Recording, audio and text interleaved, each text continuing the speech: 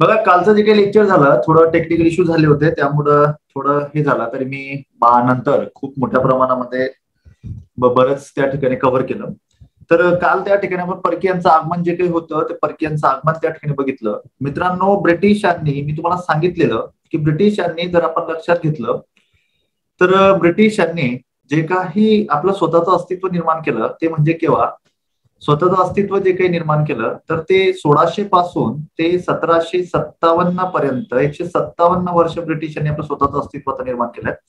आता यानंतर आपल्याला ब्रिटिशांचं शासन आणि प्रशासनाविषयी अभ्यास करायचा आहे, की जे की पूर्व परीक्षेला कंबाईनच्या पूर्वला जे आज आपण लेक्चर घेणार आहे त्या प्रत्येक लेक्चरवरती एक प्रश्न ते मिनिमम 2 प्रश्न त्या ठिकाणी विचारले जातात.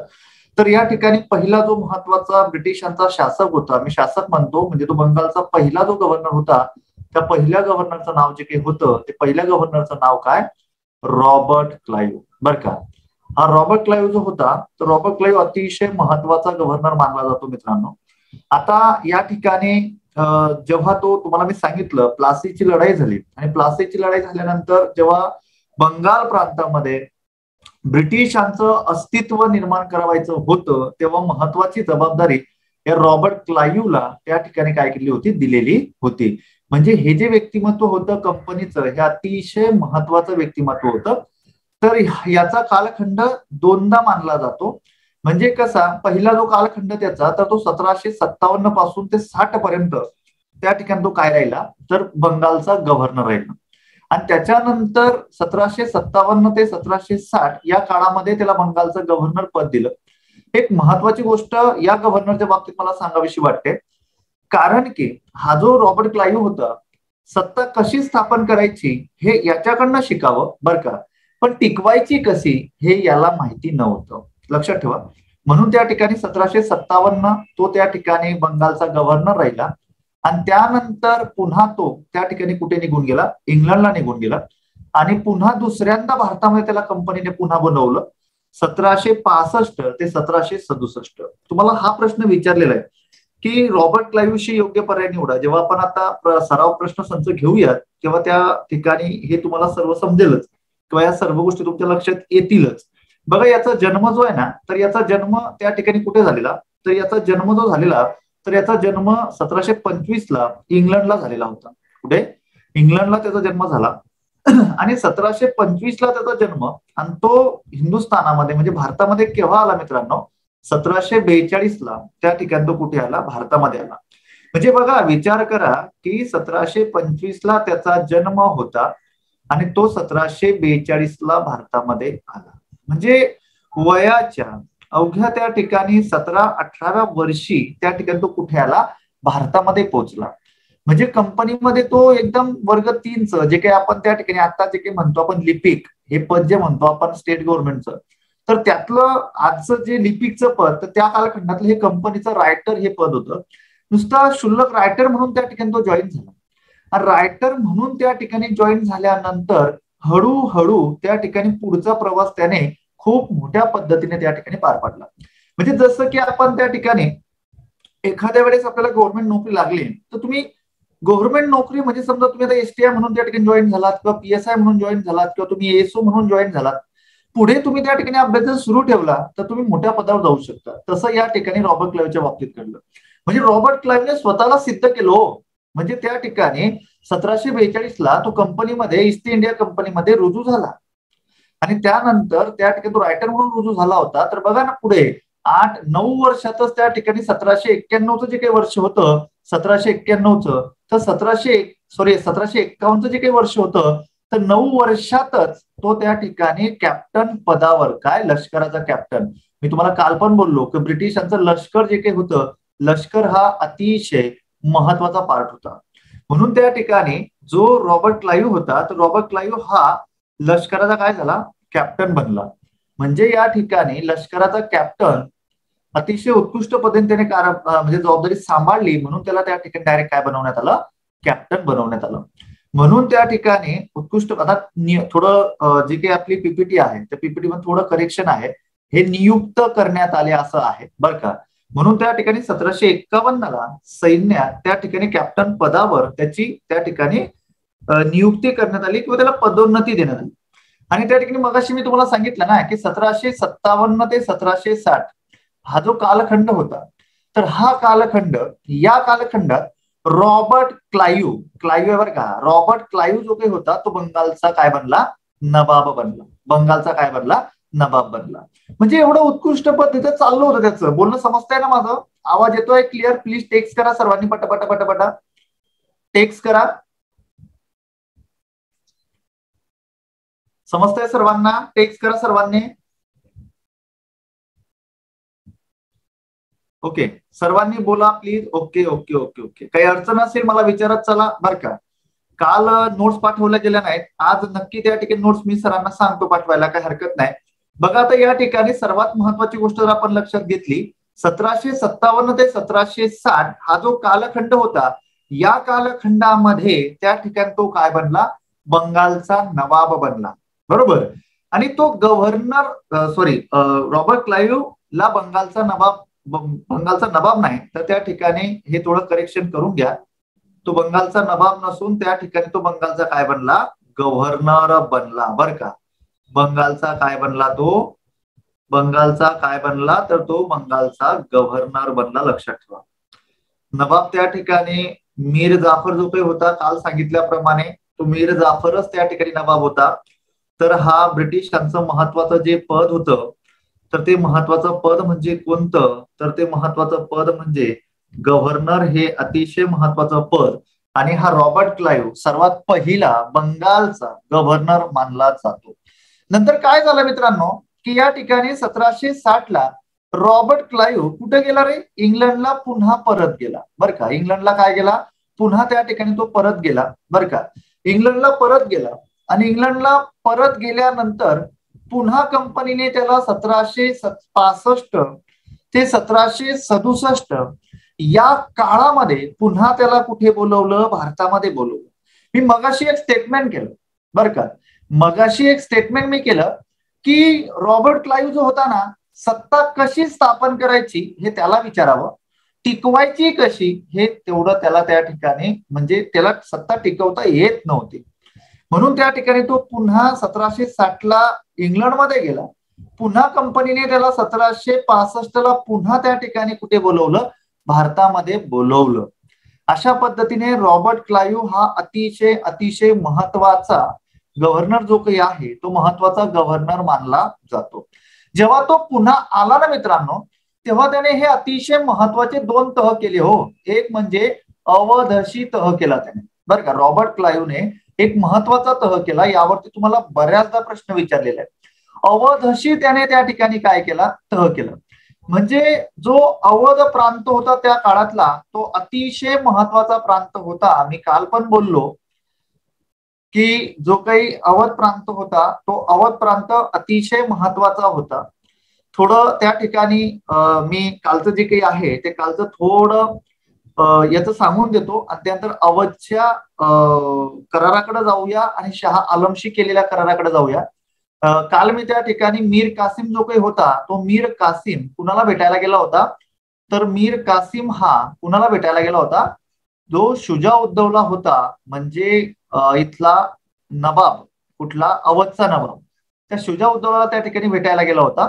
म्हणजे शुजा उद्दौला बर का, शुजा उद्दौला अधिक मीर कासिम बरोबर, आणि त्याच्यानंतर शहा आलम बरोबर, हे तिघच्या तिघ त्या ठिकाणी अवध मध्ये काय आले होते, एकत्र आले होते. आणि एकत्र आल्यानंतर एक महत्वाची गोष्ट जर आपण लक्षात घेतली, तर हा रॉबर्ट क्लाईव्ह जेव्हा इंग्लंडला निघून गेला होता, हा कालखंड जो सांगतोय, तर हा कालखंड 1764 होता.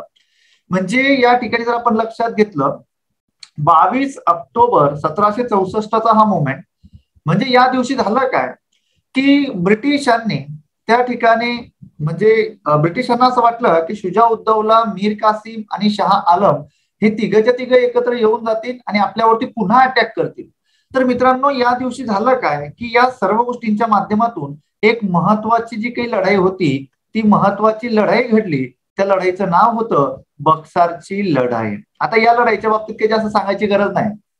का सांगायची गरज नाही, कारण की जी प्लासीची लढाई झाली, काल मी तुम्हाला सांगितलं प्लासीची लढाईच्या बाबतीत, तर हे त्या ठिकाणी सांगण्याची गरज नाही जास्त, कारण ही लढाई फक्त अवघ्या 3 तासात आवरली गेली होती, अवघ्या 3 तासात. कारण की इकडे जर आपण लक्षात घेतलं तर शुजा उद्धवला त्या ठिकाणी इंग्रजांना जाऊन भेटला होता, इकडं शहा आलम त्या ठिकाणी इंग्रजांना जाऊन भेटला होता. फक्त एकटा उरला होता, कोण? मीर कासिम. मीर कासिम एकटा लढत होता, मीर कासिमचं सैन्य लढत होतं. पण त्या ठिकाणी ज्या पद्धतीचा संघर्ष व्हायला पाहिजे होता त्या पद्धतीचा संघर्ष झाला नाही. म्हणून या लढाईमध्ये सुद्धा, बक्सरच्या लढाईमध्ये सुद्धा विजय कुणाचा प्राप्त झाला? तर तो विजय प्राप्त झाला ब्रिटिशांचा. म्हणजे आता या ठिकाणी एक महत्वाची लढाई म्हणजे ती म्हणजे प्लासीची, बर का, आणि दुसरी महत्वाची लढाई म्हणजे त्या ठिकाणी बक्सरची. या दोघं लढायांमुळे बंगाल प्रांतामध्ये इंग्रजांना आता कोणीही अटवू शकत नव्हतं. इंग्रजांचं जे काही अस्तित्व होतं ते उत्कृष्ट पद्धतीचं त्या ठिकाणी निर्माण झालं.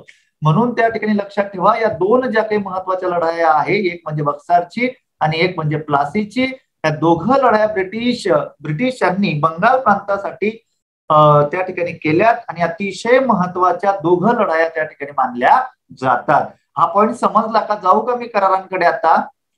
बोला, थोडं सांगायचं होतं मला ते. कमेंट्स करा पटापटा प्लीज. समजलं?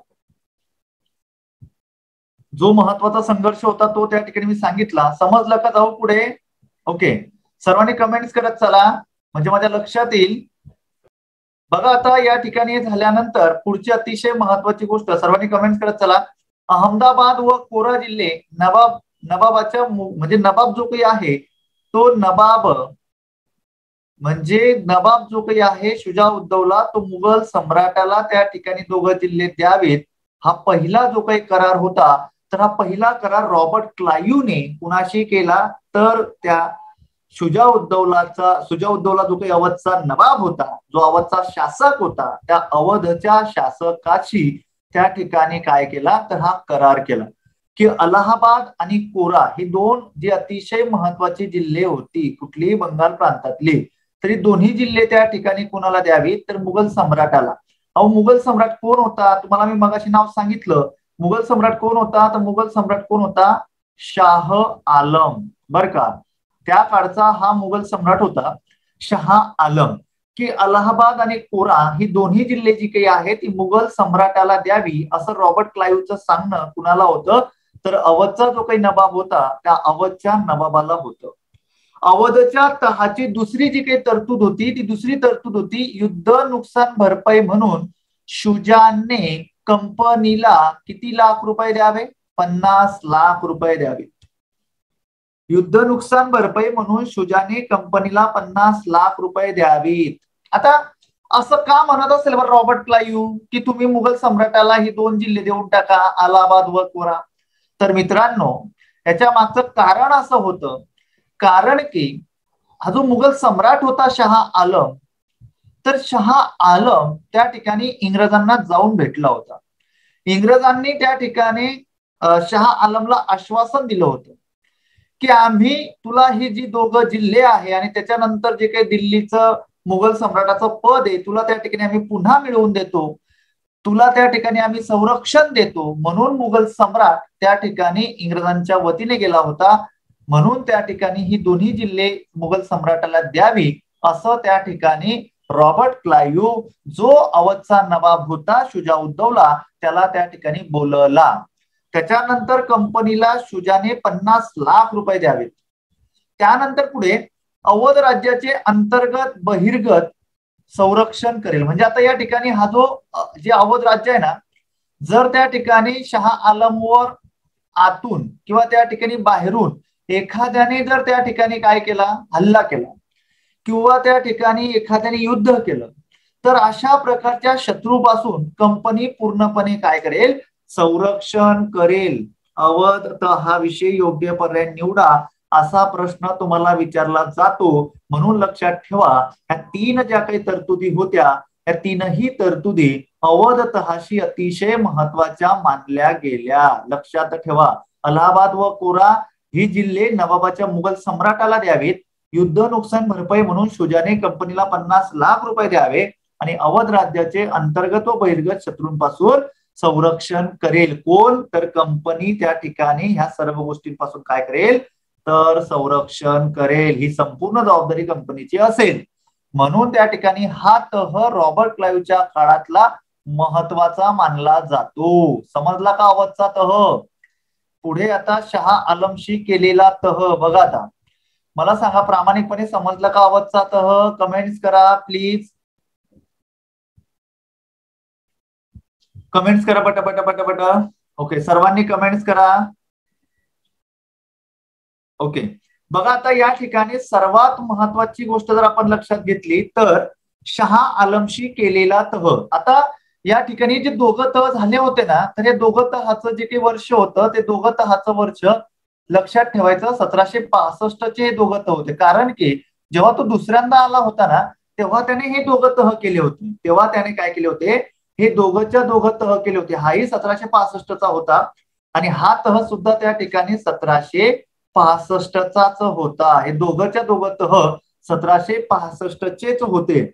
मग आता या ठिकाणी सर्वात महत्वाची गोष्ट, शाह आलमशी केलेला तह. मगाशी मी स्टेटमेंट केलं की जो रॉबर्ट क्लाईव्ह होता, रॉबर्ट क्लाईव्हने त्या ठिकाणी जो अतिशय महत्वाचा मुघल सम्राट मानला जात होता त्याशी त्या काय केले होते? तह केले होते. तर आता शुजा म्हणजे शाह आलमशी केलेला तह. तर या ठिकाणी शुजाने, आता बघा पहिली तरतूद काय होती शाह आलमशी केलेल्या तहाची, की शुजाने अलाहाबाद व कोरा जिल्हे शाह आलमला देण्यात आले. आता बघा, जी तरतूद वरती केली अवधच्या तहाशी, त्या तरतुदीचं त्या ठिकाणी म्हणजे ती जी तरतूद केलेली होती त्या तरतुदींची पूर्तता या ठिकाणी करण्यात आली, की शुजाने अलाहाबाद व कोरा ही दोन्ही जिल्हे शाह आलमला दिली. म्हणजे दोघंच्या दोघं जिल्हे त्या ठिकाणी शाह आलमला देण्यात आले. मग या ठिकाणी ही दोघं जिल्हे शाह आलमला देण्यात आली. मग या बदल्यात कंपनीला शाह आलमने काय दिलं बघा. हा अतिशय महत्वाचा मुवमेंट होता ब्रिटिशांसाठी. कारण की मित्रांनो, आतापर्यंत या ठिकाणी ब्रिटिशांना जे दिवाणी अधिकार, दिवाणी म्हणजे कोणते हो? दिवाणी म्हणजे पैसा गोळा करण्याचे जे काही अधिकार होते ते बंगालचे प्राप्त झालेले नव्हते. पण दुसरी जी तरतूद आहे, अतिशय महत्वाची तरतूद आहे, की त्या ठिकाणी कंपनीला बंगाल, बघा शाह आलमने काय केलं तर बंगाल, त्याच्यानंतर महत्वाचा प्रांत सबप्रांत बिहार, त्याच्यानंतर ओरिसा, हे जे तिघच्या तिघ प्रांत होते या तिघ प्रांतांचे अतिशय महत्वाचं स्टेटमेंट, अतिशय महत्वाचे अधिकार, तिघ प्रांतांचे जे काही दिवाणी हक्क होते म्हणजे पैसा गोळा करण्याचे काही हक्क होते ते ब्रिटिशांना या कराराने प्राप्त झाले. अतिशय महत्वाचं स्टेटमेंट. त्यानंतर तिसरी तरतूद होती. मग या बदल्यामध्ये शाह आलमने कंपनीला काय दिलं तर या मोबदल्यात शाह आलमने म्हणजे कंपनीला एवढं मोठे हक्क प्राप्त झाले. शाह आलमला 2 जिल्हे परत मिळाले, अलाहाबाद व कोरा. मग त्या बदल्यामध्ये शाह आलमने कंपनीला दिवाणी हक्क दिले. मग आता या ठिकाणी कंपनीला असं वाटलं की या मोबदल्यात जी कंपनी होती बरं का, कंपनी शाह आलमला, शाह आलम शब्द आहे हा, तर या ठिकाणी कंपनी जो शाह आलम होता, शाह आलमला वार्षिकी बरं का, एवढं जर त्या ठिकाणी आपल्याला शाह आलमने एवढं जर त्या ठिकाणी दिलेलं आहे तर त्या ठिकाणी वार्षिकी 26 लाख रुपये कंपनी देईल. कुणाला? शाह आलमला. कारण की एवढं जर त्या ठिकाणी तो देतो आहे, बंगालचे, बिहारचे, ओडिसाचे एवढे पैसा गोळा करण्याचे अधिकार जर त्या ठिकाणी आपल्याला प्राप्त झाले तर कंपनीने दर वर्षाला 26 लाख रुपये कुणाला देण्याचं ठरवलं? शाह आलमला देण्याचे ठरवले. हे जे 2 तह होते ना मित्रांनो, ह्या 2 तहामुळे खूप मोठी त्या ठिकाणी अचिव्हमेंट ब्रिटिशांना मिळाली बरं का. एक म्हणजे अवधशी केलेला तह आणि दुसरा म्हणजे शाह आलमशी केलेला तह. हे दोघं तह जे काही होते हे दोघंच्या दोघं तह अतिशय महत्वाचे तह होते. कमेंट्स करा, हे दोघं तह समजले का? जर समजलं असेल तर आपण नेक्स्ट जाऊया, जर नाही समजलं असेल तर मी पुन्हा सांगतो. कमेंट्स करा पटापटा पटापटा, कारण की जोपर्यंत समजत नाही तोपर्यंत तुम्ही पुढे जात नाही. म्हणजे गेल्या 11 वर्षापासून मी टीचिंग करतोय, तर त्या ठिकाणी तेच आहे की जोपर्यंत विद्यार्थ्यांना कळत नाही, समजत नाही तोपर्यंत तुम्ही पुढे जात नाही. कमेंट्स करा पटापटा, समजलं का नाही समजलं? दोघं तर समजलेत? ओके, सर्वांनी कमेंट्स करा. ओके, सर्वांनी कमेंट्स करा पटापटा पटापटा करा. सर्वांनी कमेंट्स करायला कंटाळा करायचा नाही. बघा आता हे झाल्यानंतर पुढची महत्वाची गोष्ट जर आपण लक्ष काही सांगायचं आहे, पुन्हा रिपीट करायचं आहे, नको जाऊ नेक्स्ट.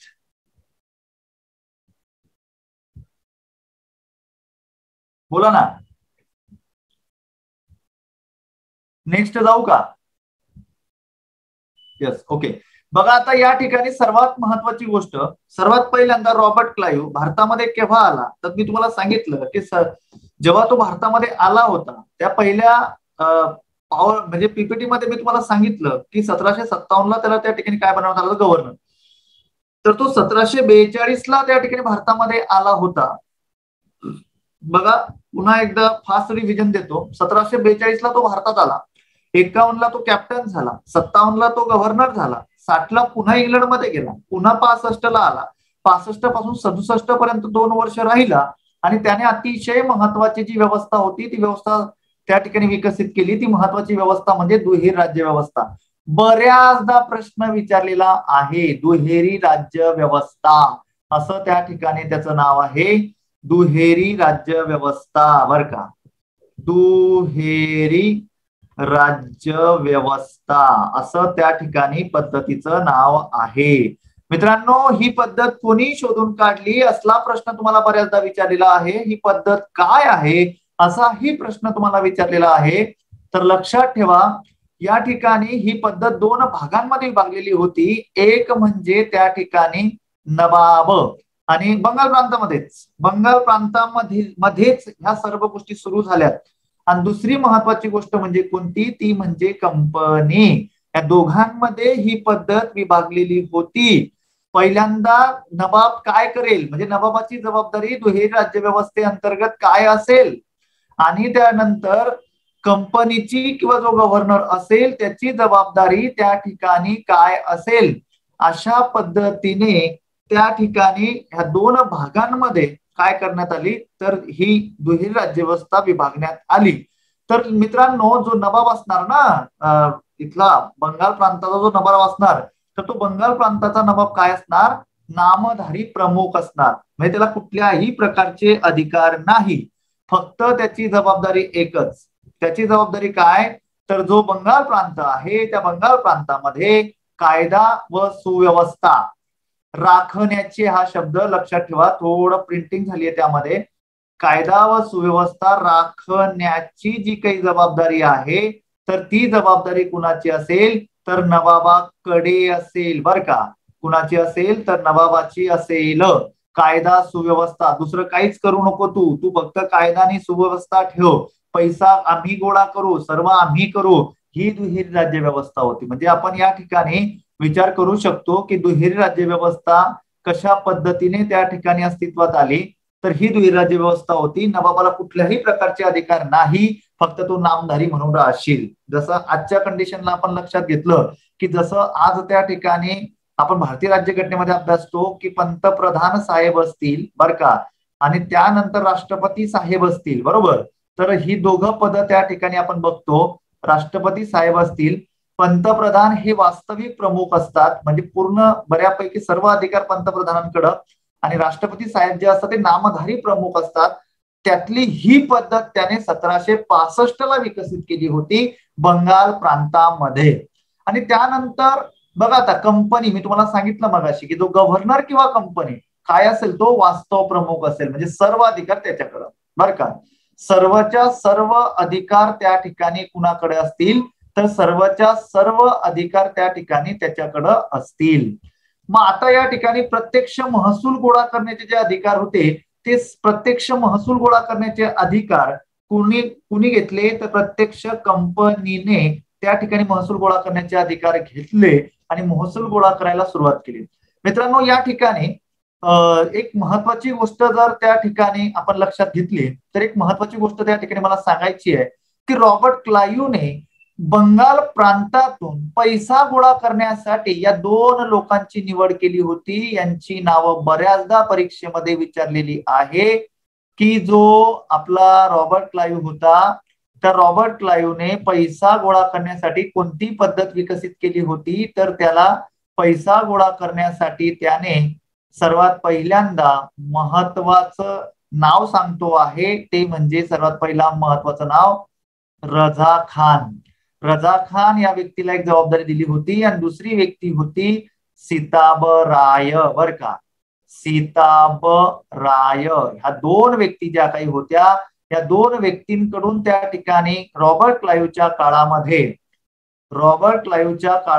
त्या ठिकाणी काय केलं जात होतं, तर पैसा गोळा करण्याचं जे काही काम होतं, तर पैसा गोळा करण्याचं काम या दोन लोकांकडून केलं जात होतं. एक होता रझा खान आणि दुसरा होता सीताबराय. यांच्याकडून पैसा गोळा त्या ठिकाणी केला जात होता. बर का, आता यामध्ये सर्वात महत्वाची गोष्ट जर आपण लक्षात घेतली, तर बंगाल प्रांतासाठी रझा खानला जबाबदारी दिलेली होती. बर का, बंगाल प्रांतासाठी रझा खानला जबाबदारी दिलेली होती आणि बिहार भागासाठी सीताबरायला जबाबदारी दिली होती. बऱ्याचदा प्रश्न रिपीट झालेला आहे की नेमकी दुहेरी राज्यव्यवस्था काय होती, तर एक म्हणजे नवाब आणि दुसरं म्हणजे कंपनी. जो नवाब असेल तो नामधारी असेल, तो फक्त कायदा सुव्यवस्था राखण्याची त्याची जबाबदारी मित्रांनो, आणि जी कंपनी असेल ती कंपनी प्रत्यक्ष वास्तविक प्रमुख असेल, प्रत्यक्ष महसूल त्यांच्याकडनं त्या ठिकाणी गोळा केला जाईल, जबाबदारी कंपनी घेईल आणि त्यानंतर त्या ठिकाणी रॉबर्ट क्लाइव्हने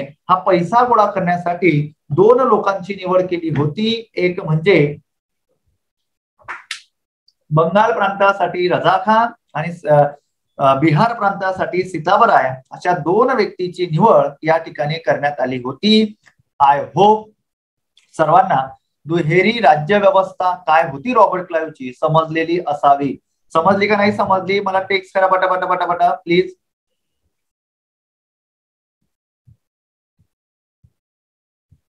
ओके, सर्वांनी पटापटा टेक्स्ट करा, स्क्रीनशॉट घेत चला, त्याच्यानंतर त्या ठिकाणी नोट्स काढायच्या, नोट्स काढत चला, काही प्रॉब्लेम नाही.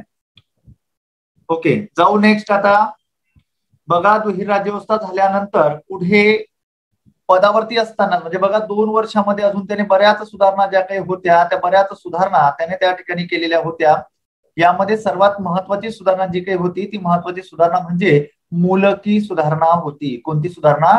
मुलकी सुधारणा होती. आता मुलकी सुधारणा म्हणजे काय, तर ही जी सुधारणा होती, तर ही सुधारणा अतिशय महत्वाची मानली जाते. या सुधारणेच्या बाबतीत काय महत्वाचं आहे, तर ही व्यापार विषयक सुधारणा होती. कोणती विषयक?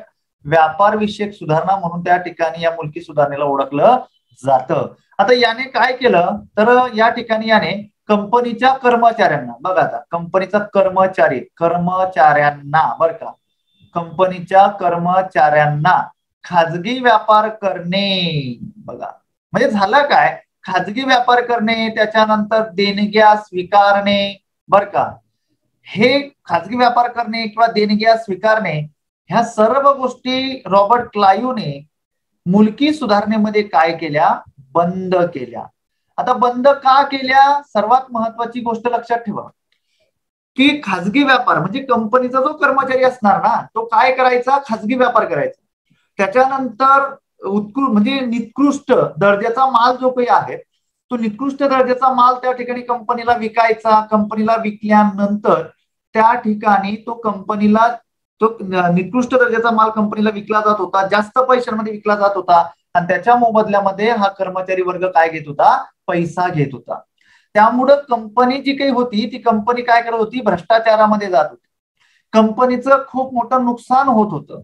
मग याने काय केलं की या व्यापारासाठी म्हणजे या कर्मचाऱ्यांना खाजगी व्यापार बंद केला की तुम्ही खाजगी व्यापार करू नका, त्याच्यानंतर इतरांकडनं पैसे घेऊ नका किंवा देणग्या स्वीकारू नका, म्हणून त्या ठिकाणी त्याने बंद केलं.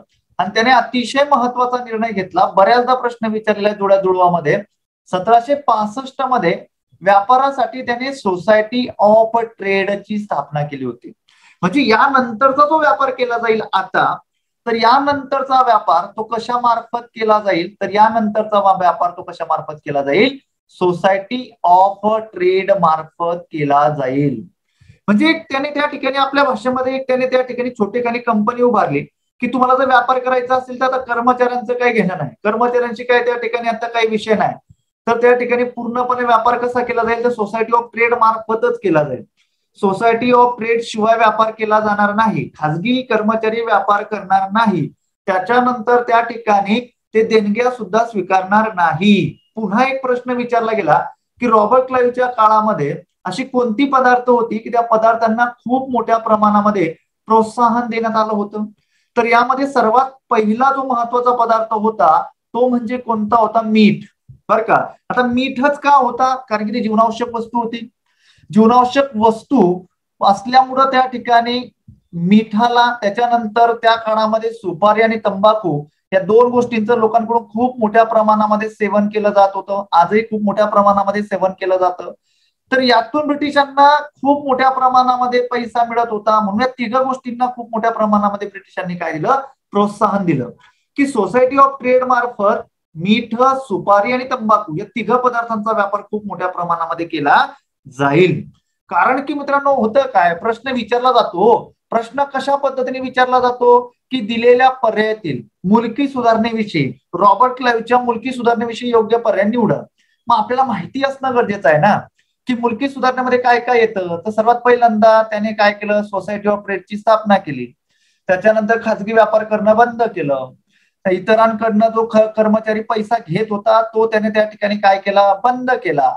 त्याच्यानंतर मीठ, सुपारी, तंबाखू यांचा व्यापार करण्यासाठी त्या ठिकाणी काय केलं? खूप मोठ्या प्रमाणामध्ये प्रोत्साहन केलं. म्हणजे अशा पद्धतीने ह्या त्याच्या मुलकी सुधारणा होत्या किंवा व्यापार विषयक सुधारणा होत्या. त्याच्यानंतर त्यांनी दुसरी महत्वाची सुधारणा केली. म्हणजे बघा 2च वर्षामध्ये त्यांनी इतक्या सुधारणा केलेल्या होत्या. ती दुसरी महत्वाची सुधारणा म्हणजे कोणती? लष्करी सुधारणा. कारण की तो ऑलरेडी काय राहून चुकलेला होता? तो ऑलरेडी त्या ठिकाणी काय राहून चुकलेला होता?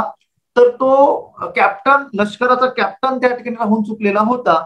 म्हणून त्या ठिकाणी क्लाईव्हने बंगालच्या लष्करी अधिकाऱ्यांना, बघा अतिशय महत्वाचा जो काही त्याने त्या ठिकाणी निर्णय घेतला तो अतिशय महत्वाचा निर्णय होता की जो लष्करी अधिकाऱ्यांना न आवडणारा निर्णय होता. म्हणून त्या ठिकाणी लष्करी अधिकारी वर्ग रॉबर्ट क्लाईव्हच्या विरोधामध्ये गेला. बघा आता क्लाईव्हने बंगालच्या लष्करी अधिकाऱ्यांना दिला जाणारा दुप्पट भत्ता, बर का, दिला जाणारा दुप्पट भत्ता म्हणजे होतं काय की दुप्पट भत्ता म्हणजे काय होता? बघा सांगतो की जेव्हा युद्धजन्य परिस्थिती असेल ना, कोणती परिस्थिती असेल? युद्धजन्य परिस्थिती असेल, तर त्या युद्धजन्य परिस्थितीमध्ये जो लष्करी अधिकारी वर्ग होता का नाही, त्या लष्करी अधिकारी वर्गाला त्या ठिकाणी दुप्पट भत्ता दिला जात होता. दुप्पट भत्ता म्हणजे काय की जास्तीचे पैसे दिले जात होते. ओके. किंवा युद्धजन्य परिस्थितीमध्ये, बरोबर. आणि या काळात दिला जाणारा दुप्पट भत्ता युद्धानंतरही सुरूच ठेवला. त्यामुळे मग आता झालं काय की त्या ठिकाणी म्हणजे दिला जाणारा दुप्पट भत्ता होता तो युद्धानंतरही सुरूच ठेवला होता. मग रॉबर्ट क्लाईव्हला असं वाटत होतं की युद्ध जर संपलं, शांततेचा काळ जर सुरू झाला, तर हा भत्ता कशाला सुरू ठेवायचा? हा भत्ता त्या ठिकाणी अधिकाऱ्यांचा काय करायचा? तर त्या ठिकाणी हा भत्ता अधिकाऱ्यांचा काय करायचा? बंद करायचा. असं त्या ठिकाणी कुणाचं म्हणणं होतं? तर असं कुणाचं म्हणणं होतं? तर त्या ठिकाणी रॉबर्ट क्लाईव्हचं म्हणणं होतं. तर हा भत्ता त्या ठिकाणी काय करायचा? बंद करायचा. असं कुणाचं म्हणणं होतं? रॉबर्ट क्लाईव्हचं म्हणणं होतं की शांततेच्या काळामध्ये हा भत्ता अधिकाऱ्यांना का दिला जावा. मग त्यावरून त्या ठिकाणी जो अधिकारी वर्ग होता बंगालचा लष्करी अधिकारी वर्ग, त्या लष्करी अधिकारी वर्गाने खूप मोठं बंड पुकारलं. आणि खूप मोठं बंड पुकारलं. तुम्हाला प्रश्न विचारला गेलेला आहे की श्वेतबंड कुणाच्या काळातलं आहे आणि कशा संदर्भात आहे? तर लक्षात ठेवा, जो बंगालचा लष्करी अधिकारी वर्ग होता तर त्यांचा दुहेरी भत्ता रॉबर्ट क्लाईव्हने बंद केला होता. म्हणून त्या ठिकाणी हे जे श्वेतबंड होतं, हे श्वेतबंड खूप मोठ्या प्रमाणामध्ये त्या ठिकाणी पुकारलेलं होतं. मग ते बंड कशा संदर्भात होतं? तर लक्षात ठेवा, ते बंड लष्करा संदर्भात होतं. कुणाच्या काळामध्ये घडलं? तर लक्षात ठेवा, रॉबर्ट क्लाईव्हच्या काळामध्ये घडलं. बघा अशा पद्धतीने या ठिकाणी त्याने केलेल्या लष्करी सुधारणा. आणि झालं काय की याने त्या ठिकाणी हा भत्ता बंद केला. आणि जो मीर जाफर होता का नाही नवाब, त्या मीर जाफरने तो भत्ता काय केला? सुरूच ठेवला. मीर जाफरने तो भत्ता होता का नाही, तो भत्ता त्या ठिकाणी सुरूच ठेवला. मग त्यामुळं लष्करी अधिकाऱ्यांना त्या ठिकाणी खूप मोठ्या प्रमाणामध्ये संताप व्यक्त झाला की मीर जाफर हा नवाब त्या ठिकाणी भत्ता सुरूच ठेवतोय आणि त्यानंतर त्या ठिकाणी जो गव्हर्नर आहे रॉबर्ट क्लाइव्ह हा भत्ता बंद करतोय, म्हणजे हे चुकीच्या पद्धतीने घडते आहे. म्हणून लष्करी अधिकाऱ्यांनी हे जे श्वेतबंड होतं, तर हे श्वेतबंड त्या ठिकाणी काय केलं होतं, पुकारलेलं होतं. लक्षात ठेवा. अशा पद्धतीने हा जो रॉबर्ट क्लाइव्ह होता, हा रॉबर्ट क्लाइव्हचा जो कालखंड होता, तर हा कालखंड अतिशय अतिशय महत्वाचा त्या ठिकाणी मानला जातो. आता मला प्रामाणिकपणे सांगा, मी 2 मिनिटांमध्ये पुन्हा रिव्हिजन देतो आणि पुढे जातो. जाऊ पुढे. बघा या ठिकाणी सर्वात महत्वाची गोष्ट, 2 मिनिटात रिव्हिजन देतो. बघा सर्वात पहिल्यांदा तो त्या ठिकाणी भारतामध्ये केव्हा, त्याचा जन्म केव्हा झाला, 1725ला. 1725ला त्याचा जन्म झाला. 1742ला तो भारतात आला. 51ला तो कॅप्टन झाला लष्कराचा. 57 ते 60 त्या ठिकाणी बंगालचा नवाब झाला. 60ला त्या ठिकाणी पुन्हा तो इंग्लंडला परत गेला. 65 ते 67 या कालखंडामध्ये तो पुन्हा आला आणि पुन्हा आल्यानंतर त्याने सर्वात महत्वाची गोष्ट त्याने काय केलं, तर अवधशी तह केला. अवधच्या तहामध्ये सर्वात पहिली तरतूद होती, अलाहाबाद व कोरा हे दोन्ही जिल्हे मुघल सम्राटाला द्यावीत, ही तरतूद होती पहिली. युद्ध नुकसान भरपाई म्हणून शुजाने कंपनीला 50 लाख रुपये द्यावे आणि अवध राज्याचे अंतर्गत बहिर्गत संरक्षण, शत्रूपासून संरक्षण कंपनी करेल. कुणाचं, शाह आलमचं किंवा अवध राज्याचं, काही हरकत नाही. 50 लाख रुपये जे काही दिलेले होते, त्या 50 लाखाच्या मोबदल्यात कंपनी त्या ठिकाणी अवध राज्याचं काय करेल, संरक्षण करेल किंवा शाह आलमचं संरक्षण करेल.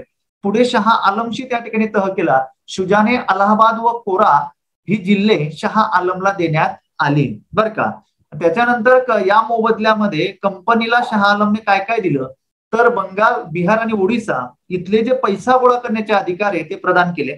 या मोबदल्यामध्ये कंपनी जी काही होती ती शाह आलमला, म्हणजे कंपनी शाह आलमला 26 लाख रुपये वर्षाला त्या ठिकाणी देत होती. त्यानंतर अतिशय महत्वाची व्यवस्था त्यांनी शोधून काढली, ती म्हणजे कोणती, दुहेरी राज्य व्यवस्था. दुहेरी राज्य व्यवस्था 2 भागांमध्ये विभागलेली होती मित्रांनो. एक म्हणजे नवाब आणि दुसरा म्हणजे कंपनी, बर का. अशा पद्धतीने मग या ठिकाणी तुम्हाला मी सांगितलं, नवाब काय असेल रे, नामधारी प्रमुख, आणि कायदा व सुव्यवस्था राखण्याची जबाबदारी त्याच्याकडे असेल. आणि जी कंपनी असेल ती कंपनी काय असेल, वास्तविक प्रमुख असेल. म्हणजे त्या ठिकाणी आपण जर लक्षात घेतलं तर प्रत्यक्ष महसूल गोळा करण्याचे अधिकार कंपनीकडे.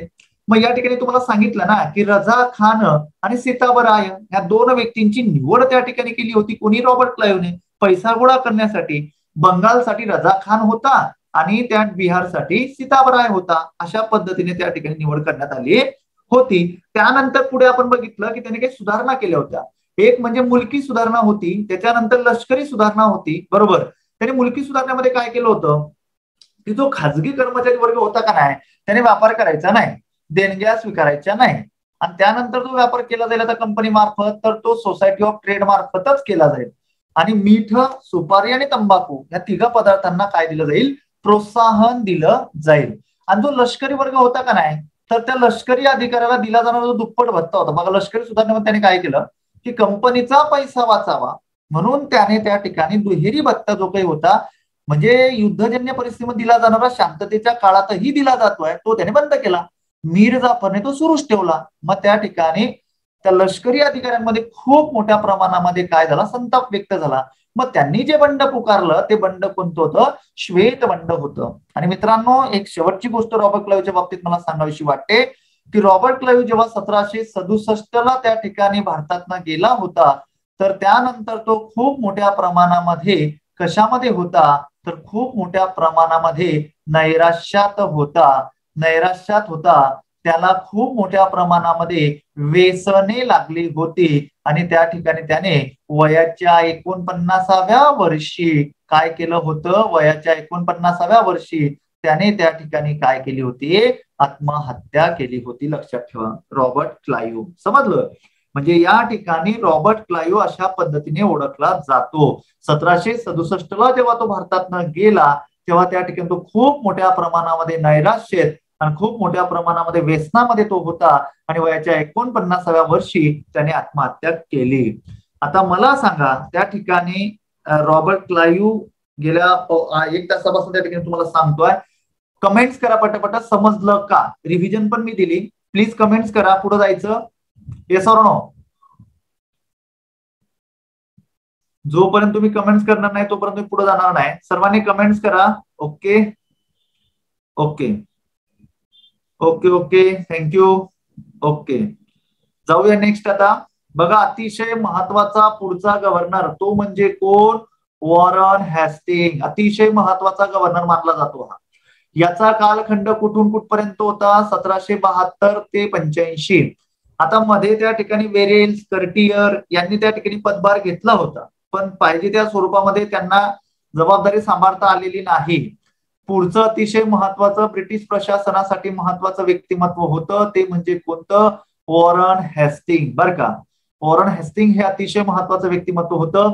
वॉरन हेस्टिंगचा कालखंड होता 1772 ते 1785. बर का, वॉरन हेस्टिंगने बऱ्याच सुधारणा ब्रिटिश प्रशासनामध्ये त्या ठिकाणी त्याने केल्या. सर्वात पहिल्यांदा त्यांनी कोणत्या सुधारणा केलेल्या होत्या? तर सर्वात पहिल्यांदा त्याने ज्या प्रशासकीय सुधारणा होत्या त्या प्रशासकीय सुधारणा त्याने त्या ठिकाणी काय केलेल्या होत्या?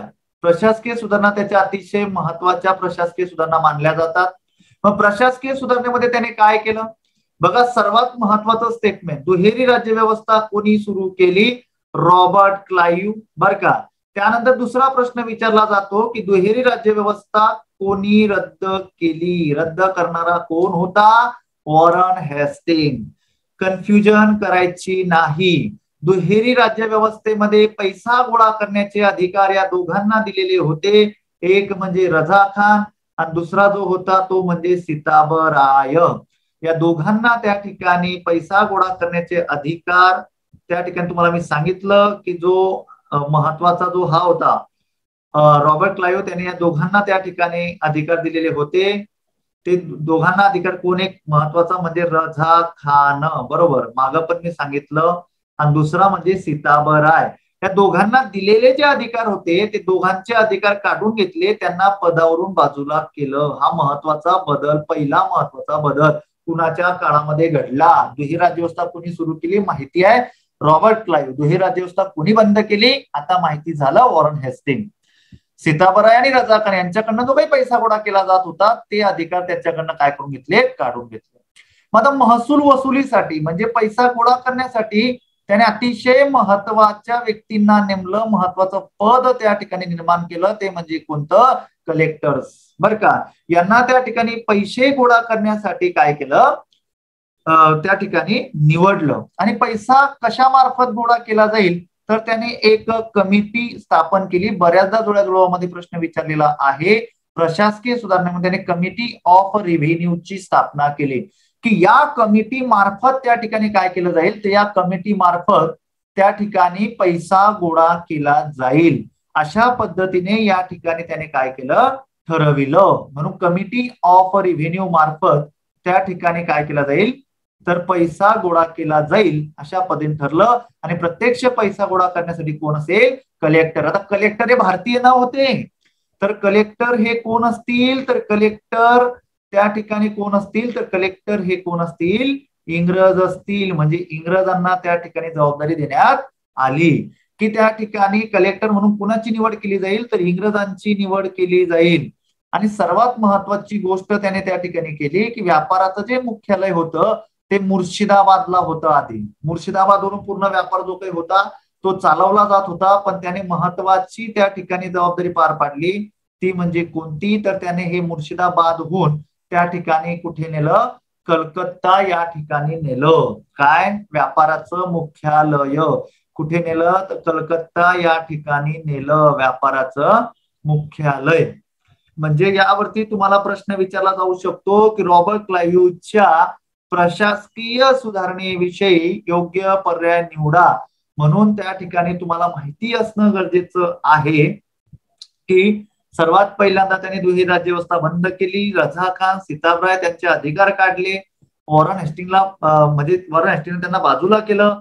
महसूल वसुलीसाठी कलेक्टर नेमले. कमिटी ऑफ रेव्हेन्यूची स्थापना केली आणि व्यापाराचं मुख्यालय मुर्शिदाबादहून कलकत्त्याला नेलं. कलेक्टर कोण असतील? तर कलेक्टर त्या ठिकाणी कोण असतील? तर कलेक्टर्स असतील त्या ठिकाणी कोण? इंग्रज असतील. यानंतर दुसरा महत्वाचा बदल त्याने केला मित्रांनो. तो दुसरा महत्वाचा बदल कोणता होता? तर दुसरा महत्वाचा बदल होता तो म्हणजे महसुली सुधारणा. आता महसुली सुधारणेमध्ये एक महत्वाची गोष्ट या ठिकाणी मला सांगावीशी वाटते याच्या बाबतीत, की सर्वात पहिल्यांदा याने त्या ठिकाणी जी व्यवस्था अस्तित्वात आणली होती, तर सर्वात पहिल्यांदा त्याने 1772 बर का ते 1776, 1772 ते 1776 या काळामध्ये त्याने त्या ठिकाणी महसूल गोळा करायला सुरुवात केली होती. मग 1772 बर का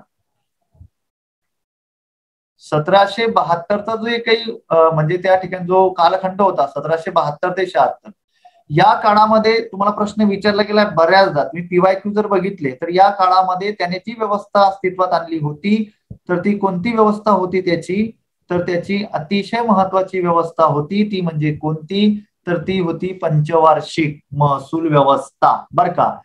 सर्वात पहिल्यांदा पंचवार्षिक महसूल व्यवस्था कोणी अस्तित्वात आणली, त्याचं नाव होतं रॉबर्ट क्लाइव्ह. 1772 ते 1776, 72, 73, 73, 74, 74, 75, 75, 76 अशा पद्धतीने त्याने त्या ठिकाणी ही पद्धत अस्तित्वात आणली होती. मग सर या पद्धतीमध्ये महसूल गोळा करण्याची जबाबदारी कुणाकडे होती? ज्या पद्धतीने रॉबर्ट क्लाइव्ह कडे महसूल गोळा करण्याची जबाबदारी त्याने सीताबराय आणि रजा खानला दिली होती, तर याने थोडा वेगळ्या पद्धतीचा सिस्टम लावला. याने कशा पद्धतीचा सिस्टम लावला तुम्हाला त्या ठिकाणी दिसत असेल, लिलावाद्वारे बर का. म्हणजे त्या ठिकाणी याच्या पद्धतीला लिलावाची पद्धत सुद्धा म्हणतात, पंचवार्षिक पद्धत सुद्धा म्हणतात बर का. त्याच्यानंतर ठेकेदारीची पद्धत सुद्धा म्हणतात. म्हणजे ही शब्दप्रयोग आतापर्यंत त्या ठिकाणी परीक्षेमध्ये केली गेलेली आहेत की त्याने त्या ठिकाणी लिलावाद्वारे पद्धत कोणी शोधून काढली, ठेकेदारीद्वारे पद्धत कोणी शोधून काढली किंवा पंचवार्षिक पद्धत सर्वात पहिल्यांदा कोणी त्या ठिकाणी शोधली, तर अशा तिघ चौघ नावांनी त्या ठिकाणी हे ओळखलं जातं. तर या सर्व पद्धतीचं एकच नाव तो म्हणजे रॉबर्ट क्लाइव्ह. रॉबर्ट क्लाइव्हनेच या ठिकाणी या सर्व पद्धतींना एकच नाव त्या ठिकाणी दिलं. सर्व पद्धतींना एकच म्हटलं. पंचवार्षिक पद्धत सुद्धा तोच शब्दप्रयोग आहे, ठेकेदारी पद्धत सुद्धा तोच शब्दप्रयोग आहे, लिलावाद्वारे सुद्धा तोच. मग लिलावाद्वारे कसा सर, तर बघा काय व्हायचं की हा जो वॉरन हेस्टिंग होता, तर वॉरन हेस्टिंग त्या ठिकाणी सर्वांना त्या ठिकाणी विचारायचा की बाबा म्हणजे समजा बंगाल प्रांतामधून जर त्या ठिकाणी काय करायचं आहे महसूल गोळा करायचा, तर बंगाल प्रांतातल्या सर्व लोकांना त्या ठिकाणी तो एकत्रित बोलवणार, त्या ठिकाणी बैठक भरवणार आणि बैठक भरविल्यानंतर जो जास्तीत जास्त त्या ठिकाणी महसूल गोळा करून देईल किंवा त्या ठिकाणी जास्तीत जास्त जो महसूल गोळा करून देईल त्याला त्या ठिकाणी ही जबाबदारी दिली जात होती. आता या ठिकाणी जर एकदम साधं उदाहरण देतो की जर त्या ठिकाणी वॉरन हेस्टिंगने सांगितलं की ज्याने मला 20 लाख रुपये वर्षभराला कमवून दिले त्याला त्या ठिकाणी 10% मी त्यातली रक्कम देईल, जो त्या ठिकाणी 25 लाख रुपये गोळा करून देईल त्याला त्या ठिकाणी मी 20% रक्कम त्यातली त्याला देईल. मग आता या ठिकाणी अशा पद्धतीने लोकांना जबाबदारी दिली जात होती. जो जास्तीत जास्त पैसा त्या ठिकाणी गोळा करून देईल त्याला त्या ठिकाणी ही जबाबदारी दिली जात होती. आणि ती जबाबदारी किती वर्ष असेल त्या व्यक्तीकडे, तर 5 वर्षासाठी असेल. म्हणजे कारण की त्याने जी पद्धत लागू केली होती तर ती कशी होती, पंचवार्षिक होती. म्हणजे एकाच व्यक्तीकडे 5 वर्षासाठी ही पद्धत त्या ठिकाणी लागू असेल. म्हणजे वॉरन हेस्टिंगच्या काळामध्ये पैसा कसा गोळा केला जात होता, तर तो लिलावाद्वारे, तो ठेकेदारी पद्धतीनं, म्हणजे जो जास्तीत जास्त पैसा गोळा करून देईल त्याला ही जबाबदारी त्या ठिकाणी वॉरन हेस्टिंग देत होता. काय झालं मित्रांनो की 1776 ही पंचवार्षिक पद्धत जी काही होती थांबली. त्यानंतर त्याने वार्षिक बंदोबस्त व्यवस्था सुरू केली. म्हणजे वार्षिक जी काही महसूल व्यवस्था होती तर वार्षिक महसूल व्यवस्था त्याने त्या ठिकाणी काय केली, अस्तित्वात आणली. म्हणजे त्या ठिकाणी ती जी व्यवस्था होती ही फक्त 5 वर्ष चालली, पण ते 1776 सुरू झालेली जी वार्षिक व्यवस्था होती तर ती 1790 पर्यंत चालली. म्हणजे 14 वर्ष त्या ठिकाणी ही पद्धत अस्तित्वात होती. कोणती, वार्षिक व्यवस्था बर का. कोणती पद्धत अस्तित्वात होती, तर ती वार्षिक व्यवस्था अस्तित्वात होती. ही पद्धत सुद्धा अतिशय महत्वाची मानली जाते. मग सर हे वार्षिक व्यवस्था जी काही होती तर ती वार्षिक व्यवस्था कशा पद्धतीने लागू केली जायची, तेच लिलावाद्वारे आणि ठेकेदारीद्वारे. म्हणजे लिलाव केला जायचा किंवा एखाद्याला ठेका दिला जायचा, या पद्धतीनेच त्या ठिकाणी जबाबदारी दिली जात होती. म्हणजे अशा पद्धतीने या ठिकाणी पहिल्यांदा त्याने कोणती पद्धत अस्तित्वात आणली तर पंचवार्षिक, दुसऱ्यांदा त्याने कोणत्या पद्धतीचा अवलंब केला, वार्षिक. पंचवार्षिक कधी अस्तित्वात होती 1772 ते 76, आणि वार्षिक कधी अस्तित्वात होती तर 1776 ते 1790. 14 वर्ष वार्षिक पद्धत चालली. त्यानंतर जे कलेक्टर होते का नाही, कलेक्टरच्या त्या ठिकाणी कलेक्टरच्या मदतीसाठी बर का, कलेक्टरच्या मदतीसाठी त्या ठिकाणी त्यांनी हे जे अमील झालेलं आहे तर हे अमील नसून त्या ठिकाणी ते आहे अमीन. अमीन बर का, या पदाची नेमणूक केली बर का. अमीन या पदाची नेमणूक केली आणि तो अमीन कोण असेल, तो भारतीय कर्मचारी असेल बर का. म्हणजे कलेक्टरच्या आता म्हणजे आताचं सिस्टम जर आपण बघितलं तर आज सुद्धा जिल्ह्याचे जे महसूल विभागाचे प्रमुख असतात ते कलेक्टर साहेब असतात. त्यानंतर त्या ठिकाणी प्रत्यक्ष म्हणजे महसूल गोळा करण्याचं काम कुणाचं असतं तर आजही आपण त्या ठिकाणी आपल्याला माहिती आहे की तलाठी साहेबांचं त्या ठिकाणी प्रत्यक्ष महसूल गोळा करण्याचं काय असतं, काम असतं. म्हणजे आज त्या ठिकाणी ग्राउंड लेव्हलला किंवा प्रत्यक्ष शेतकऱ्यापर्यंत लोकांपर्यंत कोण पोहोचत असेल तर तलाठी साहेब आज लोकांपर्यंत पोहोचतात. तर त्या काळामध्ये अमीन हे पद त्या ठिकाणी तयार करण्यात आलं होतं आणि त्या ठिकाणी तो अमीन कोण असेल तर त्या ठिकाणी भारतीय कर्मचारी असेल आणि तो कुणाला मदत करेल, तो कलेक्टरला मदत करेल. अशा पद्धतीने महसुली सुधारणा वॉरन हेस्टिंगच्या अतिशय महत्वाच्या मानल्या जातात. आधी आपण कोणत्या बघितल्या तर प्रशासकीय सुधारणा, दुहेरी व्यवस्था त्यांनी बंद केली, सीताबराय रजा खान त्यांना पदून हटवलं, महसूल वसुलीसाठी कलेक्टर नेमले, कमिटी ऑफ रिव्हन्यूची स्थापना केली, व्यापाराचं मुख्यालय मुर्शिदाबादहून कुठे नेलं तर मुर्शिदाबादहून त्या ठिकाणी कलकत्त्याला नेलं. महसूल सुधारणेमध्ये 72 ते 76 पंचवार्षिक व्यवस्था अस्तित्वात आणली. तुम्ही रेग्युलर लेक्चर केल्यानंतर तुम्हाला त्या ठिकाणी मी आत्मविश्वासाने सांगतो मिनिमम 15 प्रश्नांपैकी 10 ते 11 प्रश्न आपल्या लेक्चरची बाहेरची नसतील. आलं का लक्षात? म्हणून त्या ठिकाणी कलेक्टर्स नेमले, कलेक्टरला मदतीसाठी अमीन नेमले.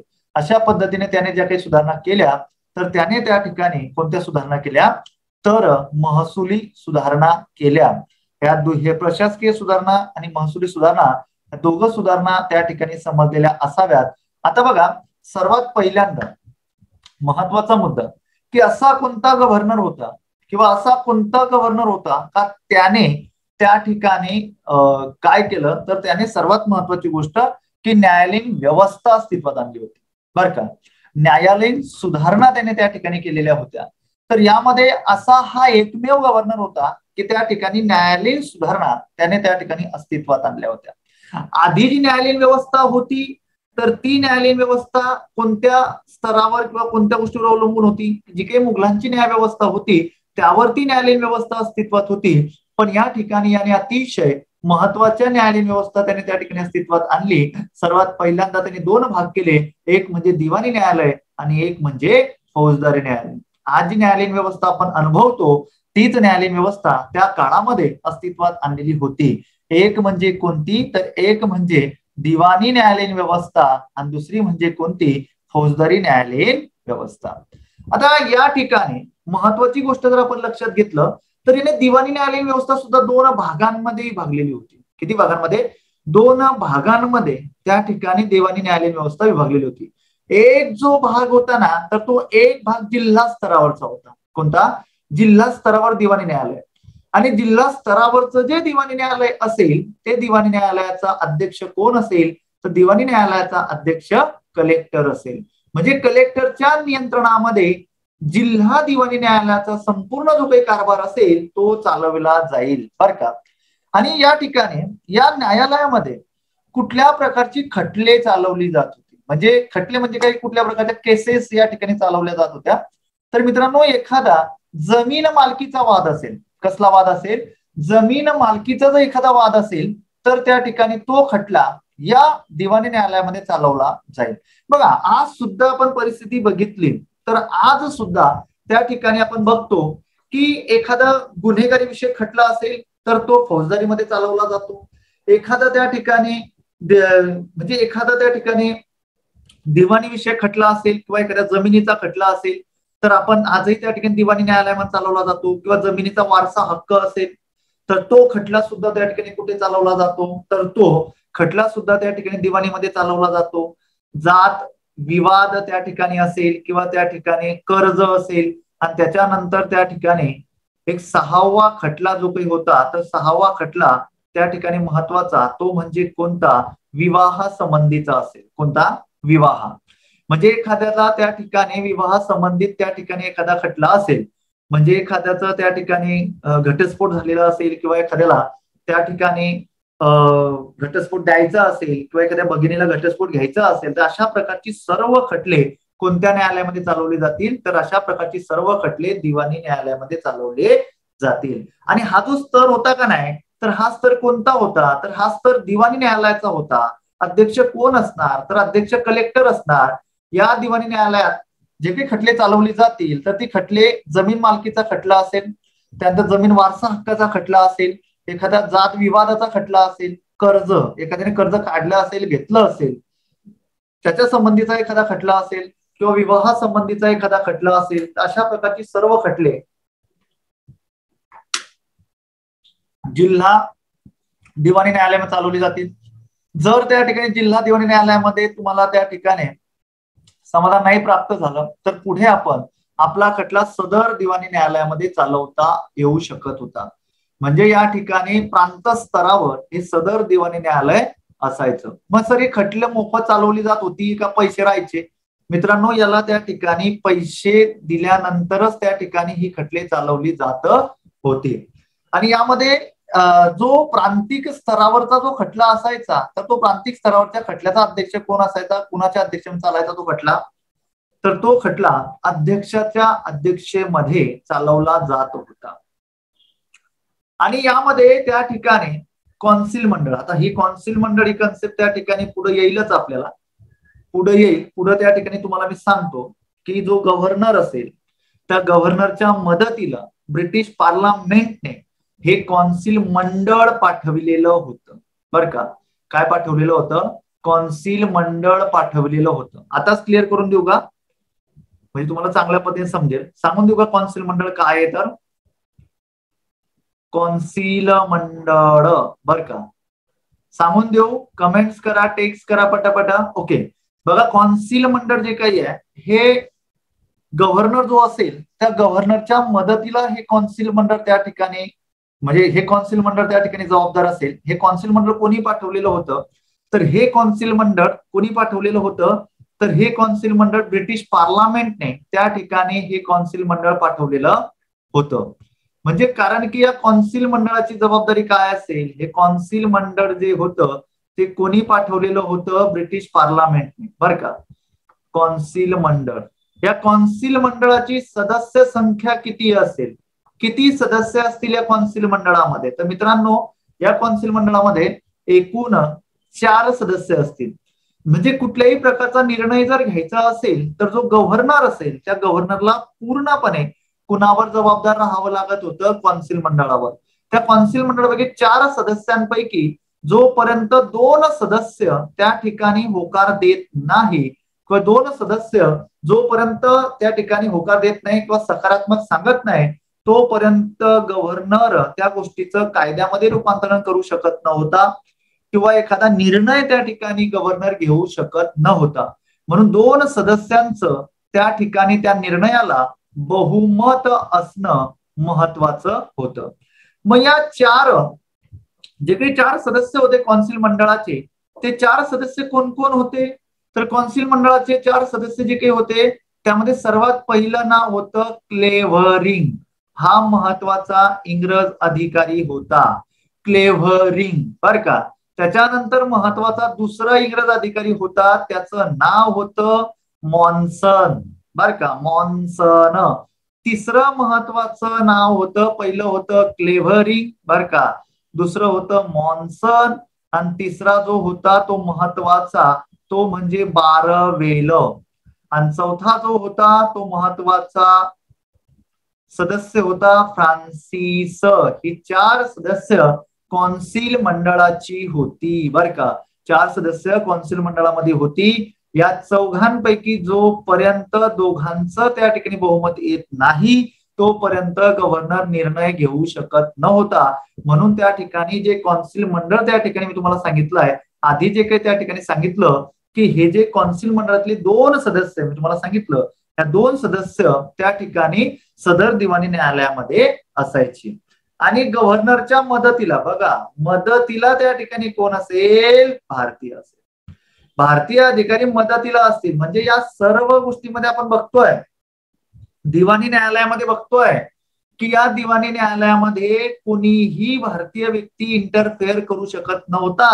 फक्त जो गव्हर्नर असेल त्याच्या मदतीला त्या ठिकाणी भारतीय अधिकारी नेमला जायचा. आता थोडा फौजदारीकडे येऊ आपण. बघा थोडं फौजदारीकडे येऊया. फौजदारी न्यायालय म्हटल्यानंतर पूर्णपणे जो असायचा, तर पूर्णपणे त्या ठिकाणी काय असायचा? क्राईम असायचा बरं का. पूर्ण गुन्हे विषयक जे काही खटले असतील, तर पूर्णपणे गुन्हे विषयक खटले त्या ठिकाणी कुणाकडे असतील? तर पूर्णपणे त्या ठिकाणी गुन्हे विषयक जे काही खटले असतील, तर ती पूर्णपणे गुन्हे विषयक खटले त्या ठिकाणी कोणाकडे असतील? तर ती त्या ठिकाणी फौजदारी न्यायालयामध्ये असतील. मग यामध्ये सुद्धा 2 स्तर केलेले होते. एक म्हणजे जिल्हा फौजदारी न्यायालयाचा स्तर होता, जिल्हा फौजदारी न्यायालय. आणि या जिल्हा फौजदारी न्यायालयाचा अध्यक्ष बघा इकडे कोण असेल? कंपनीचा भारतीय अधिकारी.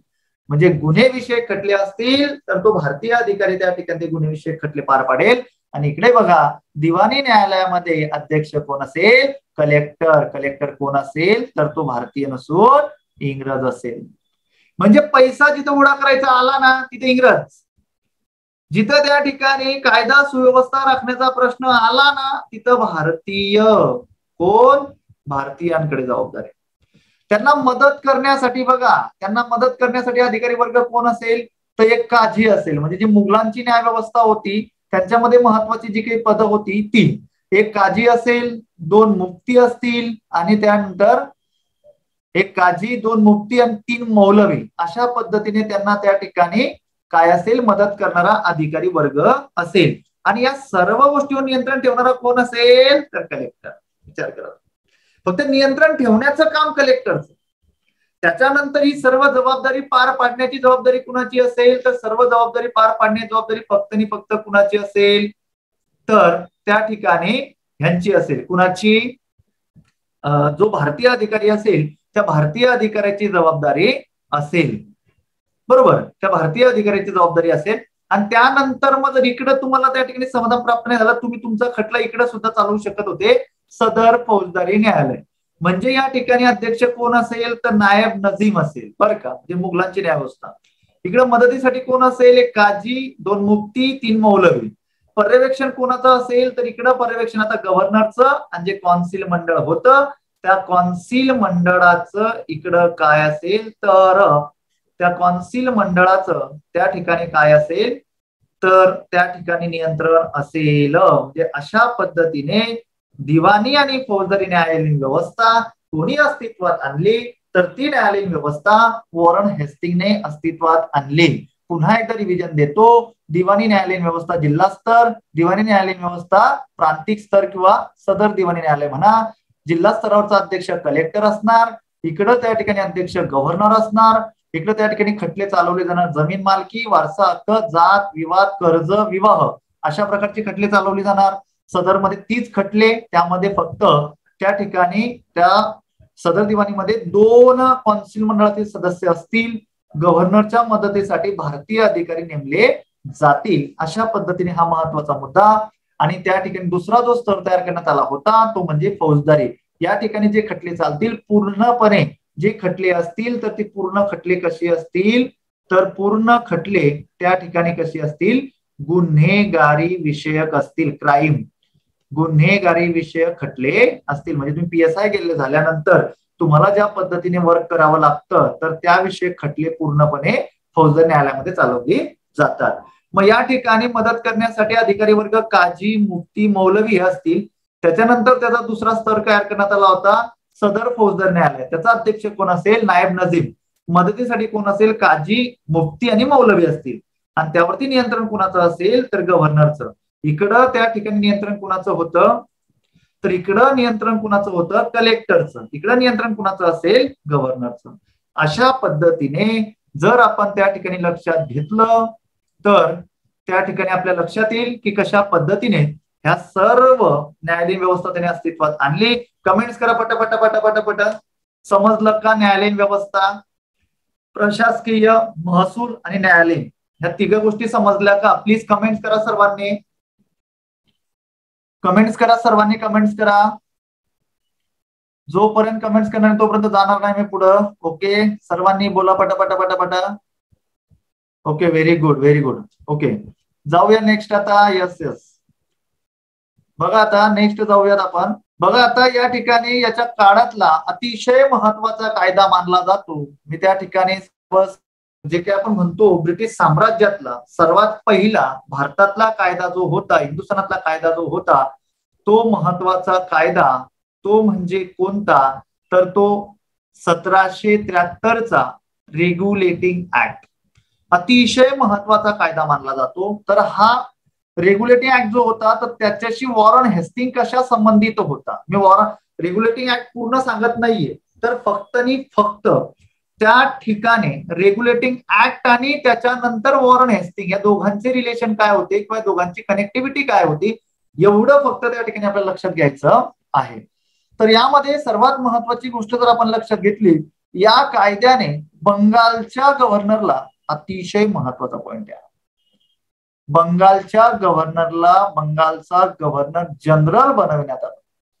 आता बंगालच्या गव्हर्नरला बंगालचा गव्हर्नर जनरल बनवण्यात आलं म्हणजे नेमकं काय झालं हे त्या ठिकाणी आपल्याला माहिती असणं, हे आपल्याला त्या ठिकाणी जाणून घेणं खूप महत्वाचं आहे.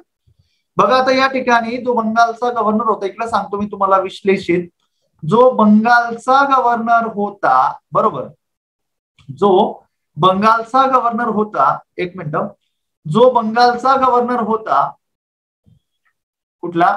बंगालचा जो गव्हर्नर होता तोच बंगालचा गव्हर्नर आता काय बनला आहे?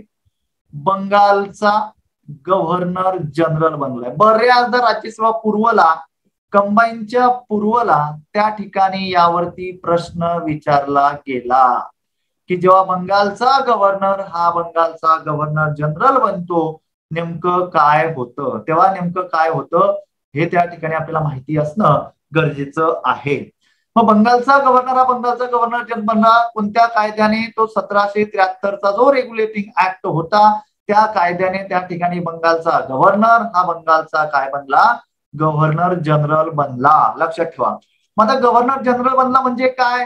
हा जो गव्हर्नर होता का नाही, तर हा गव्हर्नर जेव्हा तो बंगालचा गव्हर्नर होता तेव्हा त्याच्या नियंत्रणामध्ये फक्त आणि फक्त एकच प्रांत असणार, तो म्हणजे कोणता? फक्त बंगाल प्रांत. फक्त तो बंगाल प्रांताशी सीमित असणार. पण मित्रांनो, जेव्हा तो बंगालचा गव्हर्नर जनरल बनतो आहे तेव्हा त्या ठिकाणी एकाच वेळेस त्याच्या नियंत्रणात, लक्षात ठेवा, त्याच्या नियंत्रणात एकाच वेळेस किती प्रांत येतील रे? तर एकाच वेळेस 3 प्रांतांचा तो प्रमुख असेल. किती प्रांतांचा? 3 प्रांतांचा प्रमुख असेल. 3 प्रांत म्हणजे कोणती? तर सर्वात पहिला जो प्रांत तो म्हणजे कोणता? तर सर्वात पहिला महत्वाचा प्रांत म्हणजे बंगाल प्रांत. त्याच्यानंतर दुसरा महत्वाचा प्रांत म्हणजे कोणता? तर दुसरा महत्वाचा प्रांत म्हणजे मद्रास प्रांत. आणि तिसरा महत्वाचा प्रांत म्हणजे कोणता? ब्रिटिशांची त्या काळातली ही प्रांत जी काही होती अतिशय महत्वाची प्रांत होती. तिसरा महत्वाचा प्रांत म्हणजे तो कोणता? तर तो बॉम्बे प्रांत. ह्या 3 प्रांताचा तो त्या ठिकाणी काय असेल? प्रमुख असेल. केव्हा? जेव्हा तो गव्हर्नर जनरल होईल तेव्हा. हा महत्वाचा मुद्दा होता की जेव्हा बंगालचा गव्हर्नर फक्त बंगालशी त्या ठिकाणी काय असेल? सीमित असेल. जेव्हा तो बंगालचा गव्हर्नर जनरल बनेल तेव्हा त्या ठिकाणी त्याच्या नियंत्रणामध्ये एकूण किती प्रांत येतील? 3 प्रांत. मागच्या कंबाईनचा प्रश्न होता म्हणून त्या ठिकाणी आपल्याला माहिती असणं गरजेचं आहे की जेव्हा बंगालचा गव्हर्नर हा बंगालचा गव्हर्नर जनरल बनेल तेव्हा नेमकं काय होईल. समजला कन्सेप्ट? कन्सेप्ट समजला का? Yes or no? कमेंट्स करा.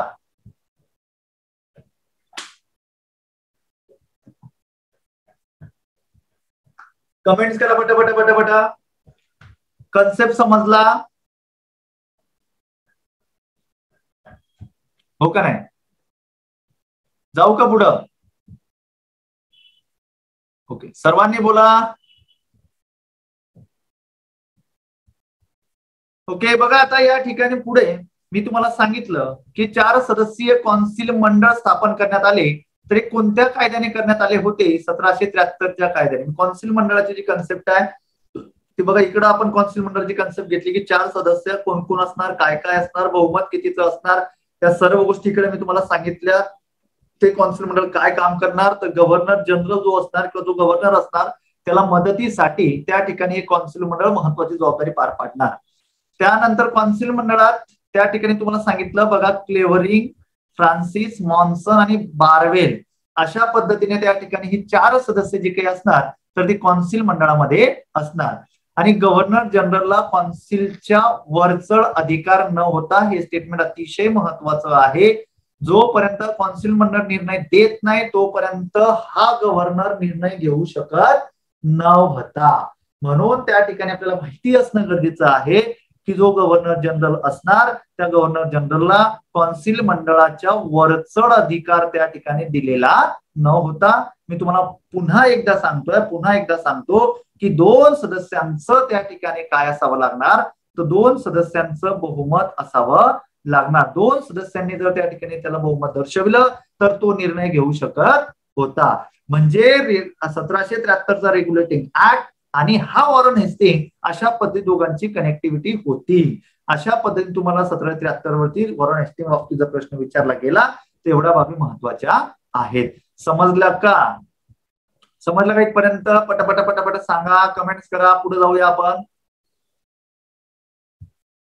सांगा, त्याने केलेल्या सुधारणा त्या ठिकाणी आपण घेऊयात, त्याच्या बाबतीत घडलेल्या महत्वाच्या गोष्टी घेऊयात आणि पुढच्या बाबींकडे त्या ठिकाणी मार्गस्थ होऊयात. सांगा, पटापट कमेंट्स करा. फक्त 1-2 जणांच्या कमेंट्स आलेल्या आहेत. ओके, बघा आता पुढे जाऊया आपण. त्याच्या व्यापारी सुधारणा त्या ठिकाणी घेऊया. त्याने व्यापारी सुधारणा सुद्धा महत्वाच्या सुधारणा मानल्या जातात. सोसायटी ऑफ ट्रेड ची स्थापना रॉबर्ट क्लाइव्हने केली होती. तर मित्रांनो, या ठिकाणी 1774ला त्याने अतिशय महत्वाचा निर्णय घेतला. परकीय व्यापारासाठी 11 सदस्यीय, बऱ्याचदा प्रश्न विचारलेला आहे, 11 सदस्यीय बोर्ड ऑफ ट्रेडची स्थापना कोणी केलेली होती? लक्षात ठेवा, बोर्ड ऑफ ट्रेडची स्थापना करणारा कोण होता? तर वॉरन हेस्टिंग होता. व्यापारासाठी सोसायटी ऑफ ट्रेडची स्थापना करणारा कोण होता? तर तो रॉबर्ट क्लाइव्ह होता. लक्षात ठेवायचं, कन्फ्युजन करायची नाही. सोसायटी ऑफ ट्रेड कुणाची? Robert Clive. Board of trade कुणाची? तर त्या ठिकाणी बोर्ड ऑफ ट्रेड कुणाची? तर त्या ठिकाणी जो वॉरन हेस्टिंग होता त्याची बोर्ड ऑफ ट्रेड. किती सदस्य होते? तर एकूण सदस्य होते किती? तर एकूण 11 सदस्य त्या ठिकाणी बोर्ड ऑफ ट्रेडची होती. मग त्याने त्या ठिकाणी 5 कस्टम गृहे सुरू ठेवली. आता कस्टम गृह म्हणजे व्यापार करताना काय होत होतं की त्या व्यापारावरती कर आकारला जात होता. त्या व्यापारावरती काय आकारला जात होता? तर त्या व्यापारावरती कर आकारला जात होता. मग त्या व्यापारावरती कर आकारला जात होता. मग जी काही कस्टम गृहे स्थापन करण्यात आलेली होती तर ती कस्टम गृहे खूप जास्त होती. म्हणजे व्यापार करताना त्या ठिकाणी काय व्हायचं की या कस्टम गृहांमध्ये खूप मोठ्या प्रमाणामध्ये अडचणी निर्माण होत होत्या. मग याने काय केलं वॉरन हेस्टिंगने की त्या ठिकाणी जी कस्टम गृहे होती तर ती कस्टम गृहे बरीच त्या ठिकाणी कस्टम गृहे म्हणजे त्या ठिकाणी जी काही व्यापारावरचा कर आकारणारी जी काही गृहे होती त्यांना कस्टम गृहे त्या ठिकाणी म्हटलं जातं. तर बरीच कस्टम गृहे याने काय केली? बंद केली. याने फक्त किती कस्टम गृहे सुरू ठेवली? तर फक्त 5 कस्टम गृहे सुरू ठेवली. विचारलेला प्रश्न आहे. पहिलं कस्टम गृह याने सुरू ठेवलं कलकत्त्याचं, हुगळीचं, मुर्शिदाबादचं, ढाक्याचं आणि पटण्याचं. हे 5 जी काही कस्टम गृहे होती तरी 5 कस्टम गृहे त्या ठिकाणी काय केली? त्याने सुरू ठेवली. फक्त 5च ठेवली, बाकी सर्व त्याने बंद करून टाकली. बरं का? का? व्यापारामध्ये अडचणी येत होत्या म्हणून त्याने त्या ठिकाणी बंद केली. तर या ठिकाणी सर्वात महत्वाची गोष्ट, सर्व व्यापाऱ्यांनी बरं का, सर्व व्यापाऱ्यांनी द्यावायची कस्टम ड्युटी. व्यापाऱ्यांनी असं त्या ठिकाणी हा शब्द आहे, व्यापाऱ्यांनी बरं का, असा तो शब्द आहे. तर सर्व व्यापाऱ्यांनी कस्टम ड्युटी ठरवून दिली त्यांनी बरं का. म्हणजे त्याने कस्टम ड्युटी जे काही त्या ठिकाणी कर आकारला जाणार त्यांनी 2.5% काय केली हो, कमी केली. म्हणजे त्या ठिकाणी व्यापारामध्ये ज्या ज्या गोष्टी घातक ठरत होत्या हाही प्रश्न विचारलेला आहे. तुम्हाला प्रश्न कसा विचारला जाऊ शकतो की दिलेल्या पर्यायातील वॉरन हेस्टिंगने केलेल्या व्यापारी सुधारणेविषयी योग्य पर्याय निवडा. मग तुम्हाला माहिती असणं गरजेचं आहे की त्याने 11 सदस्यीय बोर्ड ऑफ ट्रेड स्थापन केलं, त्याने 5 कस्टम ड्युटी ठेवली, बाकी सर्व बंद केली. सर्व व्यापाऱ्यांनी त्या ठिकाणी द्यावायची कस्टम ड्युटी त्याने 2.5% कमी केली. समजलं का? म्हणजे ह्या ज्या गोष्टी सांगतो या गोष्टी अतिशय महत्वाच्या आहेत. आणि कंपनीच्या सेवकांना म्हणजे खाजगी व्यापार करणं हे रॉबर्ट क्लाइव्हने बंद केलं होतं. खाजगी व्यापार कर्मचाऱ्यांनी व्यापार करणं त्या ठिकाणी रॉबर्ट क्लाइव्हने काय केलं होतं, तर त्याने त्या ठिकाणी बंद केलं होतं. पण याने पुन्हा त्या ठिकाणी त्यांना मोफत पास द्यायला सुरुवात केली. म्हणजे त्या ठिकाणी खाजगी व्यापार करण्यासाठी त्याने पुन्हा प्रोत्साहन दिलं. पण त्याला त्या ठिकाणी पुढे त्याने काय ठेवलं, दस्तक. दस्तक म्हणजे काय की परवाना. म्हणजे तुम्ही व्यापार करताय का नाही, तर व्यापार करण्याचा परवाना तुमच्याकडे त्या ठिकाणी काय केला पाहिजे, असला पाहिजे, तरच तुम्ही त्या ठिकाणी व्यापार करू शकतात, अदरवाईज नाही. म्हणजे अशा पद्धतीचे त्याने त्या ठिकाणी काही बदल त्याने या व्यापारी सुधारणेमध्ये केले की जे खाजगी व्यापार करण्यासाठी याने बंदी आणली होती. कोणी तरी आहे रॉबर्ट क्लाइव्हने. जी खाजगी व्यापार करण्यासाठी याने सुरुवात करून म्हणजे त्या ठिकाणी मोफत पासा वाटल्या किंवा त्या ठिकाणी दस्तकांचं त्या ठिकाणी त्यांनी अट टाकली, तुम्हाला त्या ठिकाणी ह्या सर्व गोष्टी माहिती असाव्यात किंवा तुमच्याकडे ह्या सर्व गोष्टी असाव्यात, म्हणून त्या ठिकाणी त्याने काय केलं तर त्याला प्रोत्साहन दिलं. म्हणजे पहिल्यांदा 11 सदस्यीय बोर्ड ऑफ ट्रेड, 5 कस्टम गृहे, त्याच्यानंतर 2.5% कस्टम ड्युटी कमी आणि कंपनीच्या सेवकांना मोफत पास वाटल्या. अशा पद्धतीने त्याच्या व्यापारी सुधारणा होत्या. आता पुढे त्या ठिकाणी बंगालचा पहिला गव्हर्नर, जे काही कन्सेप्ट त्या ठिकाणी क्लिअर केली, बंगालचा पहिला गव्हर्नर जो होता तो बंगालचा पहिला गव्हर्नर जो होता तो पहिला गव्हर्नर कोण, रॉबर्ट क्लाइव्ह. लक्षात ठेवा, रॉबर्ट क्लाइव्ह. त्याच्यानंतर बंगालचा दुसरा गव्हर्नर जो हंगामी गव्हर्नर म्हणून ज्याची नेमणूक करण्यात आली, मगाशी मी स्टेटमेंट केलं, जो बंगालचा दुसरा गव्हर्नर हंगामी गव्हर्नर की जो अंधार कोठडीमध्ये बचावलेला होता तो म्हणजे कोण, हॉलवेल. 1760 बर का, 1760 ते 64 कालखंड त्याचा काहीतरी होता. तर त्या ठिकाणी तो हंगामी होता बर का. त्याच्यानंतर बंगालचा शेवटचा गव्हर्नर, ह्या गोष्टी लक्षात ठेवायच्या बरं का, शेवटचा गव्हर्नर 1772 ते 73च्या कालखंडामध्ये कोण होता, वॉरन हेस्टिंग होता बर का. 1772 ते 73च्या कालखंडामध्ये कोण होता, वॉरन हेस्टिंग होता शेवटचा गव्हर्नर. लक्षात ठेवा, पहिला गव्हर्नर रॉबर्ट क्लाइव्ह, शेवटचा गव्हर्नर वॉरन हेस्टिंग. बंगालचा पहिला गव्हर्नर जनरल, कन्फ्युजन होणार नाही म्हणून ही पॉइंट्स मी काढले आहेत बर का. बंगालचा पहिला गव्हर्नर जनरल कोण रे 1773च्या पुढचा, तर तो असणार कोण, वॉरन हेस्टिंग बर का. तो कोण असणार, वॉरन हेस्टिंग त्या ठिकाणी बंगालचा पहिला गव्हर्नर जनरल असणार. कोणत्या कायद्याने, तर 1773चा जो रेग्युलेटिंग ऍक्ट होता त्या 1773च्या रेग्युलेटिंग ऍक्ट नुसार त्या ठिकाणी कोण असणार, तो वॉरन हेस्टिंग. समजलं का? पहिला बंगालचा गव्हर्नर रॉबर्ट क्लाइव्ह, बंगालचा दुसरा गव्हर्नर हॉलवेल, शेवटचा गव्हर्नर वॉरन हेस्टिंग, पहिला गव्हर्नर जनरल वॉरन हेस्टिंग. आणि त्या ठिकाणी या गव्हर्नरला त्याच्या नियंत्रणामध्ये एकाच वेळेस किती प्रांत देण्यात आले, 3. मी तुम्हाला मगाशी जे काही त्या ठिकाणी समजावून सांगितले की गव्हर्नरचा गव्हर्नर जनरल झाला म्हणजे नेमकं काय झालं. इथपर्यंत समजलं का मित्रांनो? बोला पटकन सांगा प्लीज. टेक्स्ट करा पटापट पटापट पटापट टेक्स्ट करा. समजलं का नाही समजलं, येस ऑर नो? म्हणजे रॉबर्ट क्लाइव्ह पासून तर आतापर्यंत लक्षात आलं का नाही? सर्वांनी टेक्स्ट करा. ओके, सर्वांनी पटापट टेक्स्ट करा. यस, सर्वांनी टेक्स्ट करा. सर्वजण लेक्चरला हजर आहात, सर्वांनी टेक्स्ट करा.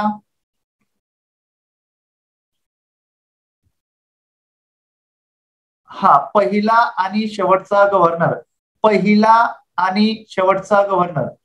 पहिला जो गव्हर्नर होता तो त्या ठिकाणी रॉबर्ट क्लाइव्ह बर का ताई. रॉबर्ट क्लाइव्ह पहिला गव्हर्नर, बरोबर. हे बघा, रॉबर्ट क्लाइव्ह पहिला गव्हर्नर आणि शेवटचा गव्हर्नर वॉरन हेस्टिंग.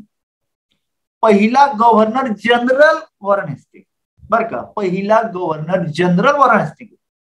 ओके, पहिला आणि शेवटचा गव्हर्नर रॉबर्ट पहिला. ओके ओके ओके ओके, झालेलं कन्फ्युजन क्लिअर? पहिला गव्हर्नर रॉबर्ट क्लाइव्ह, शेवटचा गव्हर्नर वॉरन हेस्टिंग, पहिला governor general Warren Hasting. Okay, जाऊ नेक्स्ट.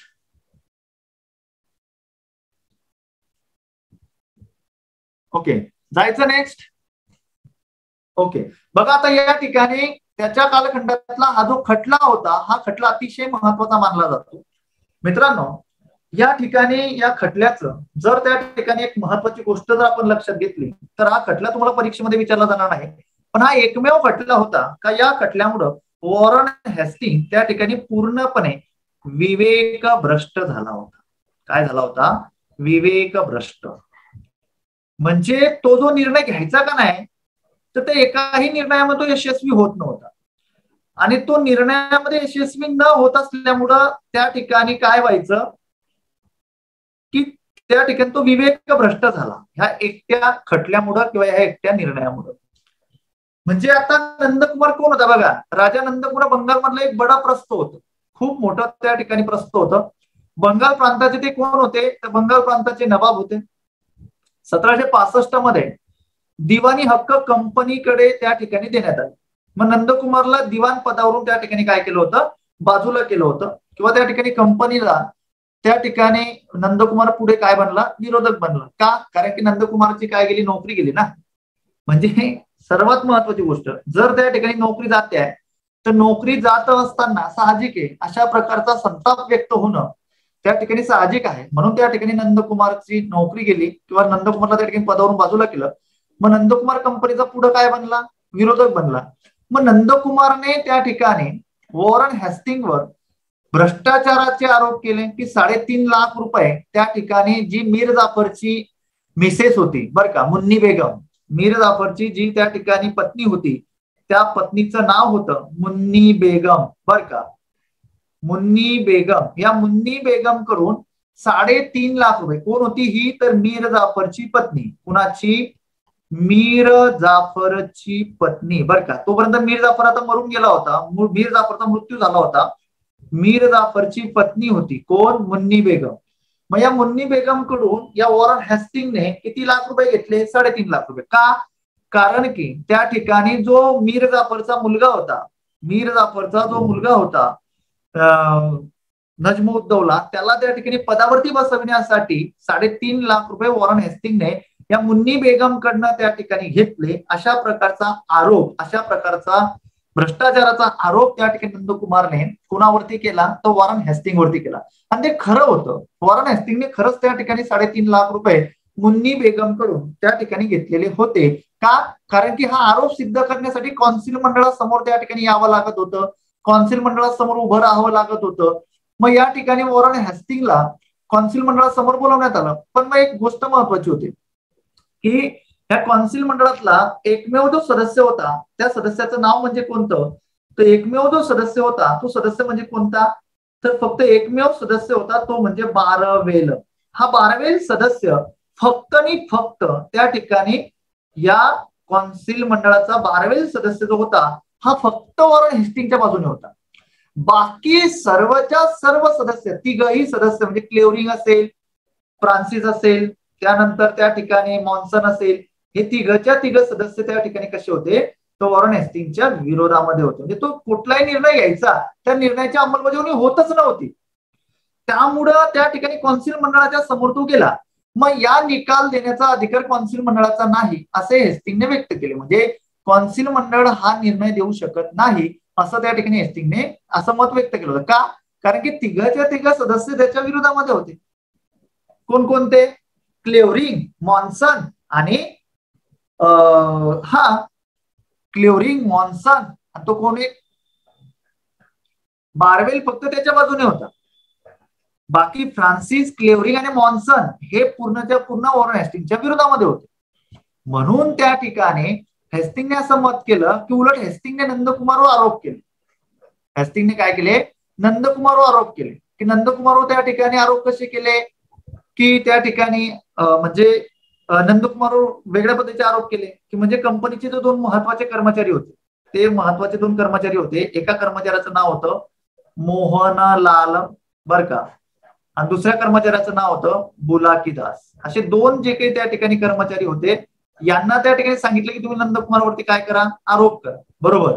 तर या ठिकाणी नंदकुमारवरती वेगवेगळ्या प्रकारचे आरोप या दोघांकडून त्या ठिकाणी करण्यात आले आणि नंदकुमारला पूर्णपणे त्या ठिकाणी काय करण्यात आलं, तर नंदकुमारला पूर्णपणे त्या ठिकाणी दोषी ठरवण्यात आलं. आणि तुम्हाला मी सांगितलं की 1773 जो रेग्युलेटिंग ऍक्ट होता, त्या रेग्युलेटिंग ऍक्ट नुसार त्या ठिकाणी सर्वोच्च न्यायालयाची स्थापना करण्यात आलेली होती.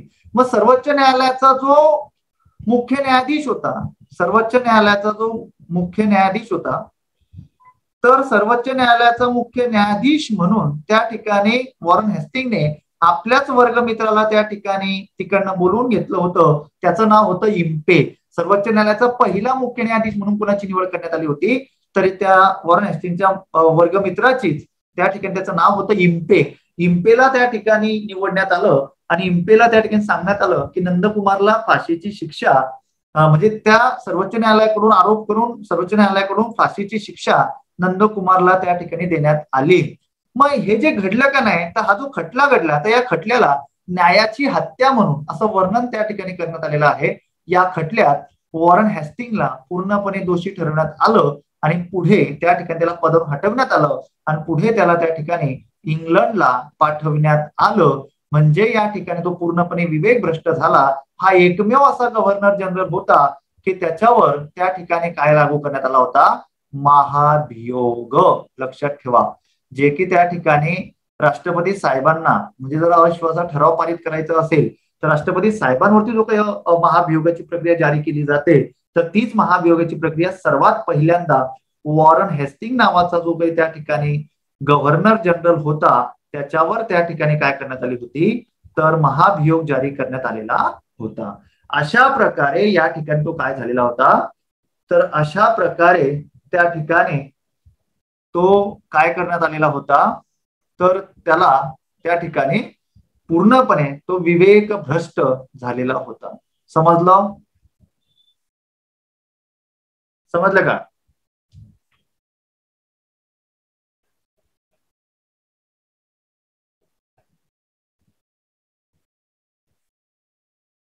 समजलं सर्वांना? टेक्स्ट करा पटापटा पटापटा, मग पुढे जातो मी.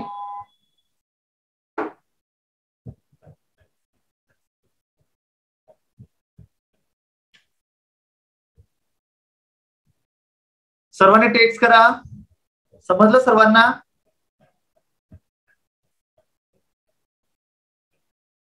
ओके, एक मिनिट. ओके ओके,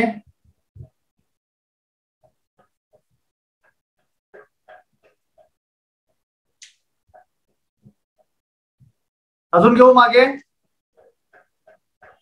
ओके,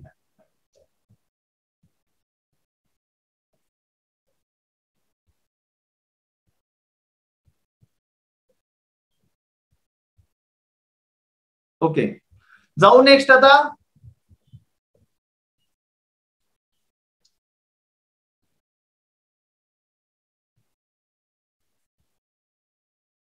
बघा आता या ठिकाणी पुढचा अतिशय महत्वाचा मुद्दा आहे, तो म्हणजे कोणता, तर 1788 1795 दरम्यान ब्रिटिश पार्लमेंटने त्या ठिकाणी बऱ्याच गोष्टी केल्या. आता वॉरन हेस्टिंगच्या काळामध्ये घडलेल्या ज्या काही घटना आहेत, तो वॉरन हेस्टिंगच्या काळामध्ये घडलेल्या घटना त्या ठिकाणी आपल्याला जाणून घेणं खूप महत्वाचं आहे बरं का.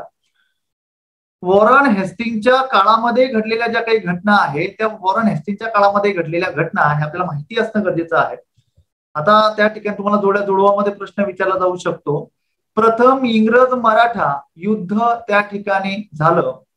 पहिलं जे इंग्रज मराठा युद्ध होतं ते कुणाच्या काळामध्ये झालं, तर पहिलं इंग्रज मराठा युद्ध जे काही होतं, तर पहिलं इंग्रज मराठा युद्ध त्या ठिकाणी कुणाच्या काळामध्ये झालं, तर त्या ठिकाणी वॉरन हेस्टिंगच्या काळामध्ये झालं, 78 ते 82च्या काळात. दुसरे जे काही इंग्रज म्हैसूर युद्ध होतं ते 1780 ते 84च्या काळात, मंगलोरचा तह सुद्धा याच्याच काळामध्ये झाला. आणि तिसरं एशियाटिक सोसायटी, एशियाटिक सोसायटी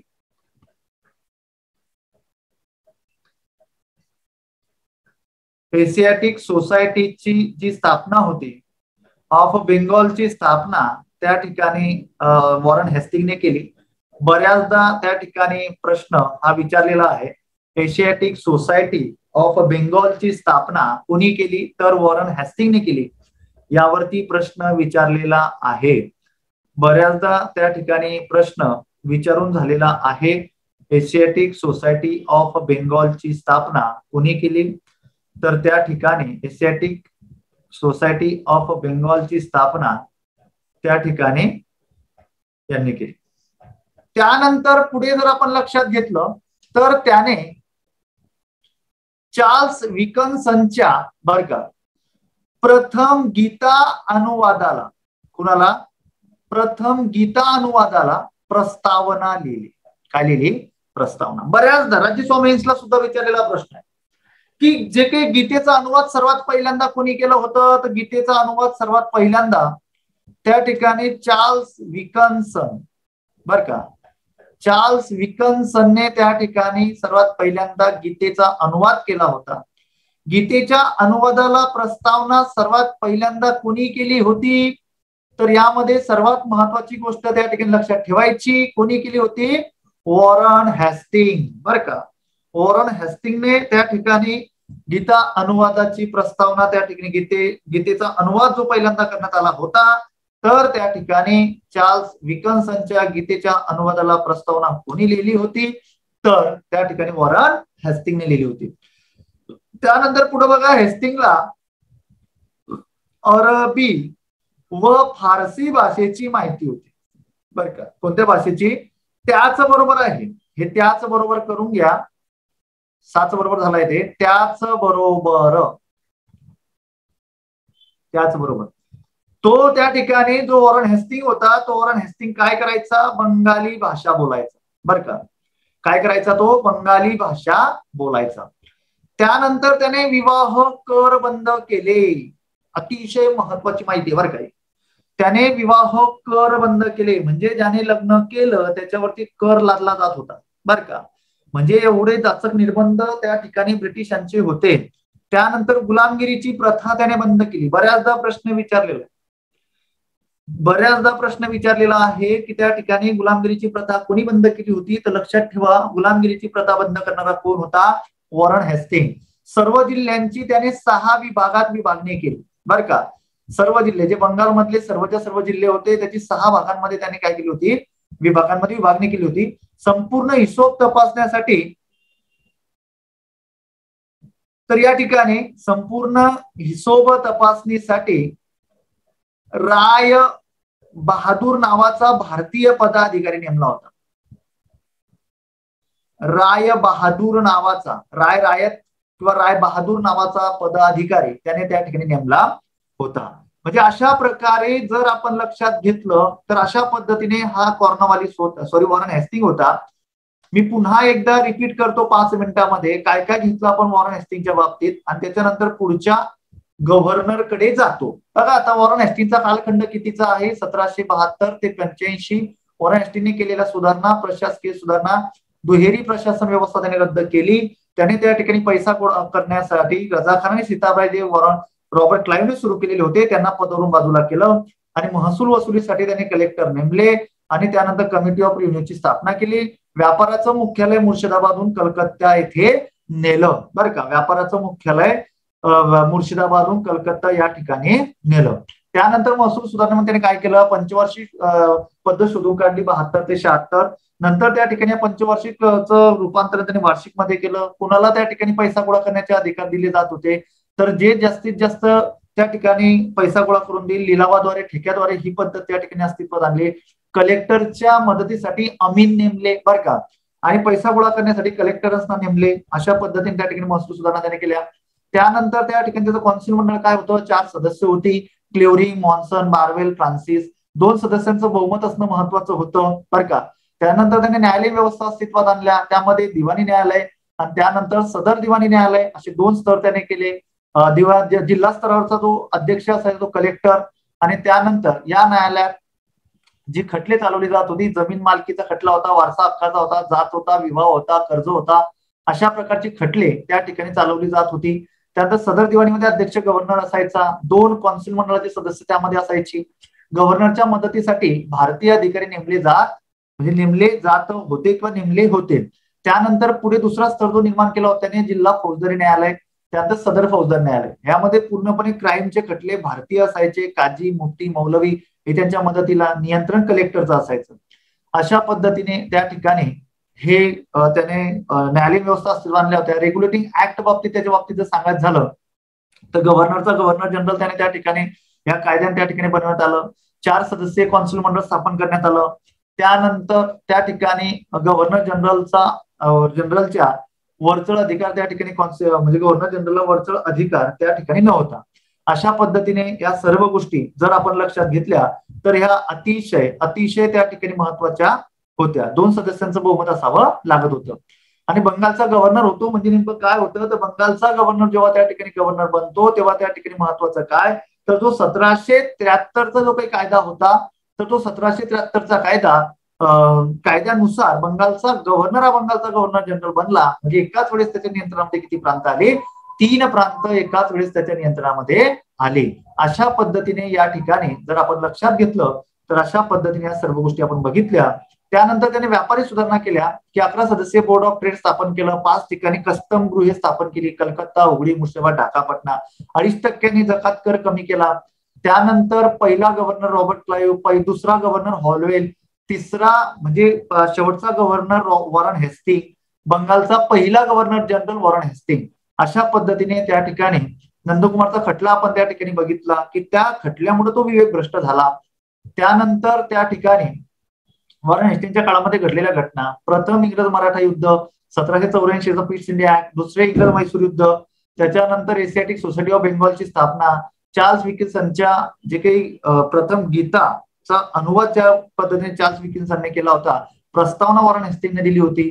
फारसी व अरबी भाषेची माहिती त्याबरोबर तो बंगाली सुद्धा बोलायचा.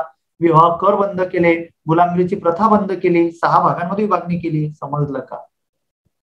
फास्ट रिव्हिजन दिली मी. प्लीज सांगा मला समजलं का इथपर्यंत? टेक्स्ट करा. जोपर्यंत तुम्ही टेक्स्ट करणार तोपर्यंत पुढे जाणार नाही. टेक्स्ट करा सर्वांनी पटापटा. जोपर्यंत तुम्ही टेक्स्ट करणार नाही सांगा समजलं यस ऑर नो. ओके. सर्वांनी टेक्स्ट करा. फक्त 2 जणांचे टेक्स्ट आलेले आहेत. सर्वांनी टेक्स्ट करा. ओके, जाऊया नेक्स्ट. आता बघा पुढचा अतिशय सर्वांनी टेक्स्ट करा. पुढचा अतिशय महत्वाचा गव्हर्नर तो म्हणजे कोण? तो म्हणजे लॉर्ड कॉर्नवालिस. आता वॉरन हेस्टिंग गेला. वॉरन हेस्टिंग विवेक भ्रष्ट झालेला होता. आता यानंतर महत्वाचा जो गव्हर्नर जनरल बनला तो म्हणजे लॉर्ड कॉर्नवालिस. लॉर्ड कॉर्नवालिसवर खूप मोठी जबाबदारी आता कंपनीने त्या ठिकाणी द्यायचं ठरवलेलं होतं. मग लॉर्ड कॉर्नवालिस हा महत्वाचा गव्हर्नर त्या ठिकाणी बनत होता. तर त्याच्यासाठी त्या ठिकाणी हा महत्वाचा कायदा ब्रिटिश पार्लमेंटने पारित केला होता 1784चा पिट्स इंडिया ऍक्ट. बर का, या कायद्यानुसार कॉर्नवालिस हे नाव, बर का, हे नाव जे आहे ते काय आहे? कॉर्नवालिस. तर या ठिकाणी ज्या पद्धतीने त्या ठिकाणी तो काय बनणार होता त्या पद्धतीने तो त्या ठिकाणी काय बनणार होता? गव्हर्नर जनरल बनणार होता. त्याच्यासाठी हा कायदा पारित केला होता. तर सर्वात पहिली तरतूद त्या कायद्याची काय होती? तर सर्वात पहिली तरतूद त्या कायद्याची त्या ठिकाणी कोणती होती? सर्वात पहिली जी तरतूद होती ती सर्वात पहिली तरतूद होती कॉर्नवालिस. अतिशय महत्वाचं नाव इतिहासातलं, बरं का. जेवढं मी सांगतोय, जेवढे लेक्चर घेणार आहे, जेवढा इतिहास मी शिकवणार आहे त्यातले 9-10 प्रश्न रोज लेक्चर अटेंड करणं महत्वाचं असणार.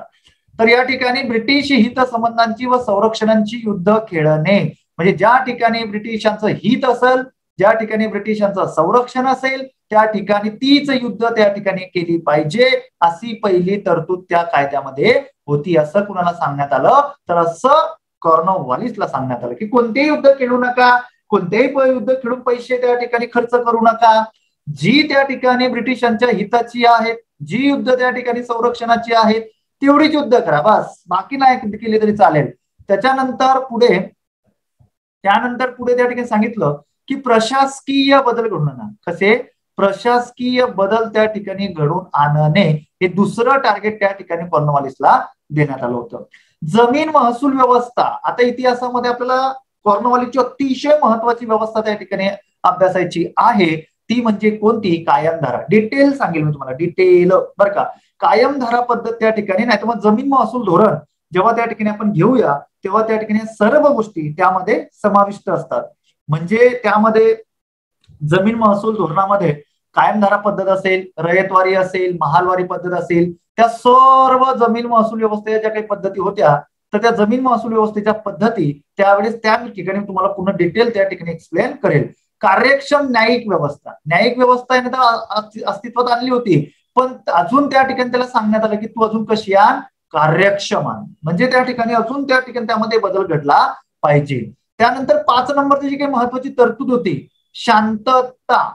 नाविस्ताराच्या म्हणजे नाविस्ताराच्या धोरणानुसार भारतात कंपनीच्या सत्तेचा विस्तार करण्यापासून परावृत्त राहणे.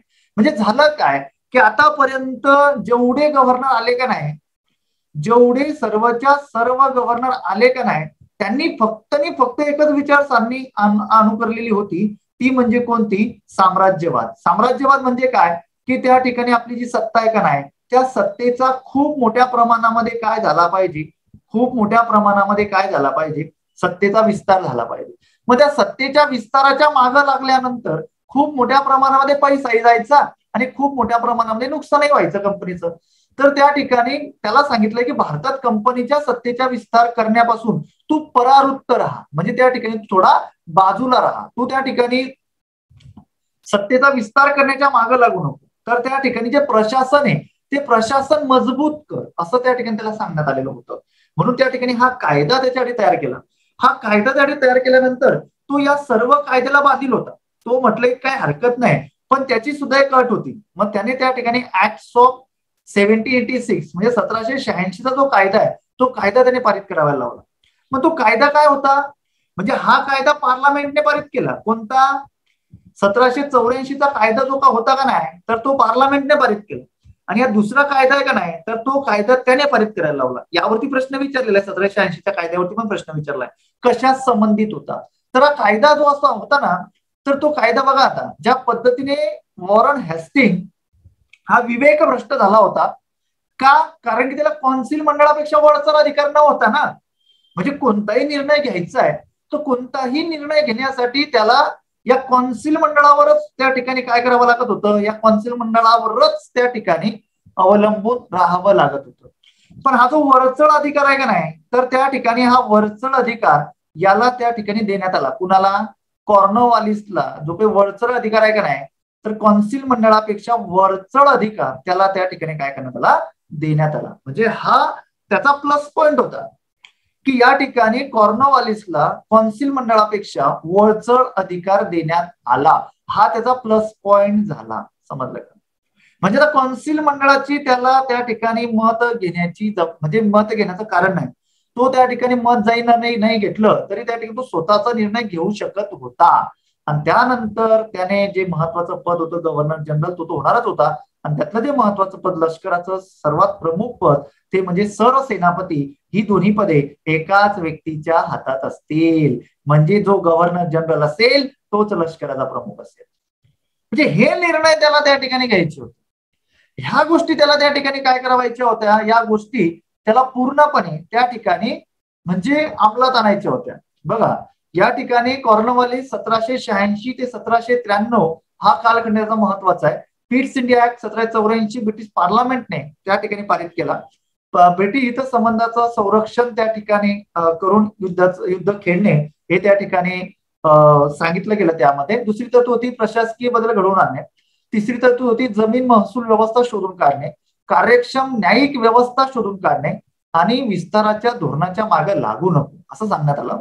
आणि 1786चा ऍक्ट मग हे कॉर्नवालिसच्या बाजू होत्या की मला त्या ठिकाणी कौन्सिल मंडळाच्या वरचढ अधिकार द्या आणि गव्हर्नर जनरल आणि सरसेनापती दोन्ही पदे एकाच व्यक्तीच्या हातात असतील असं त्या ठिकाणी तुम्ही नियोजन तयार करा किंवा अशा पद्धतीचे अधिकार त्या ठिकाणी मला द्या. अशा पद्धतीने हा कॉर्नवालिस अतिशय महत्वाचा मानला जातो. ज्या पद्धतीने रॉबर्ट क्लाइव्हचं मी तुम्हाला सांगितलं की रॉबर्ट क्लाइव्हने 49व्या वर्षी आत्महत्या केली होती, तर याचा मृत्यू त्या ठिकाणी कशाने झाला होता, तर याचा मृत्यू सुद्धा कॅन्सरच्या आजाराने झाला होता. म्हणजे जो कॉर्नवालिस आहे तो कसा मेला होता, तर त्याला झाला होता कॅन्सरच्या आजाराने हा कॉर्नवॉलिस मेला होता. त्यानंतर आता पुढे समजलं का इथपर्यंत? 84-86चा कायदा बोला, यस ऑर नो? 84-86चा कायदा समजला मित्रांनो? बोला. जोपर्यंत तुम्ही कमेंट्स करणार नाही तोपर्यंत मी पुढे जात नाही. सर्वांनी सांगा. ओके,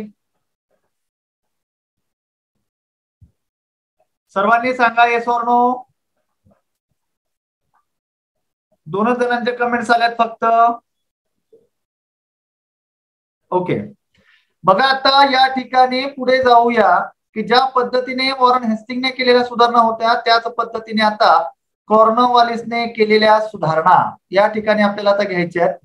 सर्वात पहिल्यांदा त्याने प्रशासनाचे युरोपीकरण केले. आता प्रशासनाचं युरोपीकरण करणं म्हणजे काय? बरोबर ना? प्रशासनाचं युरोपीकरण करणं म्हणजे नेमकं काय?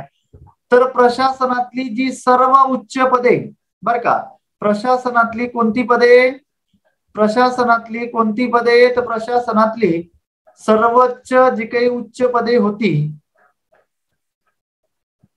प्रशासनातली जी सर्वोच्च पदे जी काही होती, प्रशासनातली जी सर्वोच्च पदे जी काही होती, तर त्या सर्वोच्च पदांवर कुणाची निवड केली जाईल? त्या सर्वोच्च पदांवर निवड फक्त कुणाची? युरोपियन व्यक्तींची निवड केली जाईल. त्यांच्यासाठी ही पदं काय करण्यात आली? आरक्षित ठेवण्यात आली. फक्त आणि फक्त युरोपियन व्यक्तीचीच निवड केली जाईल.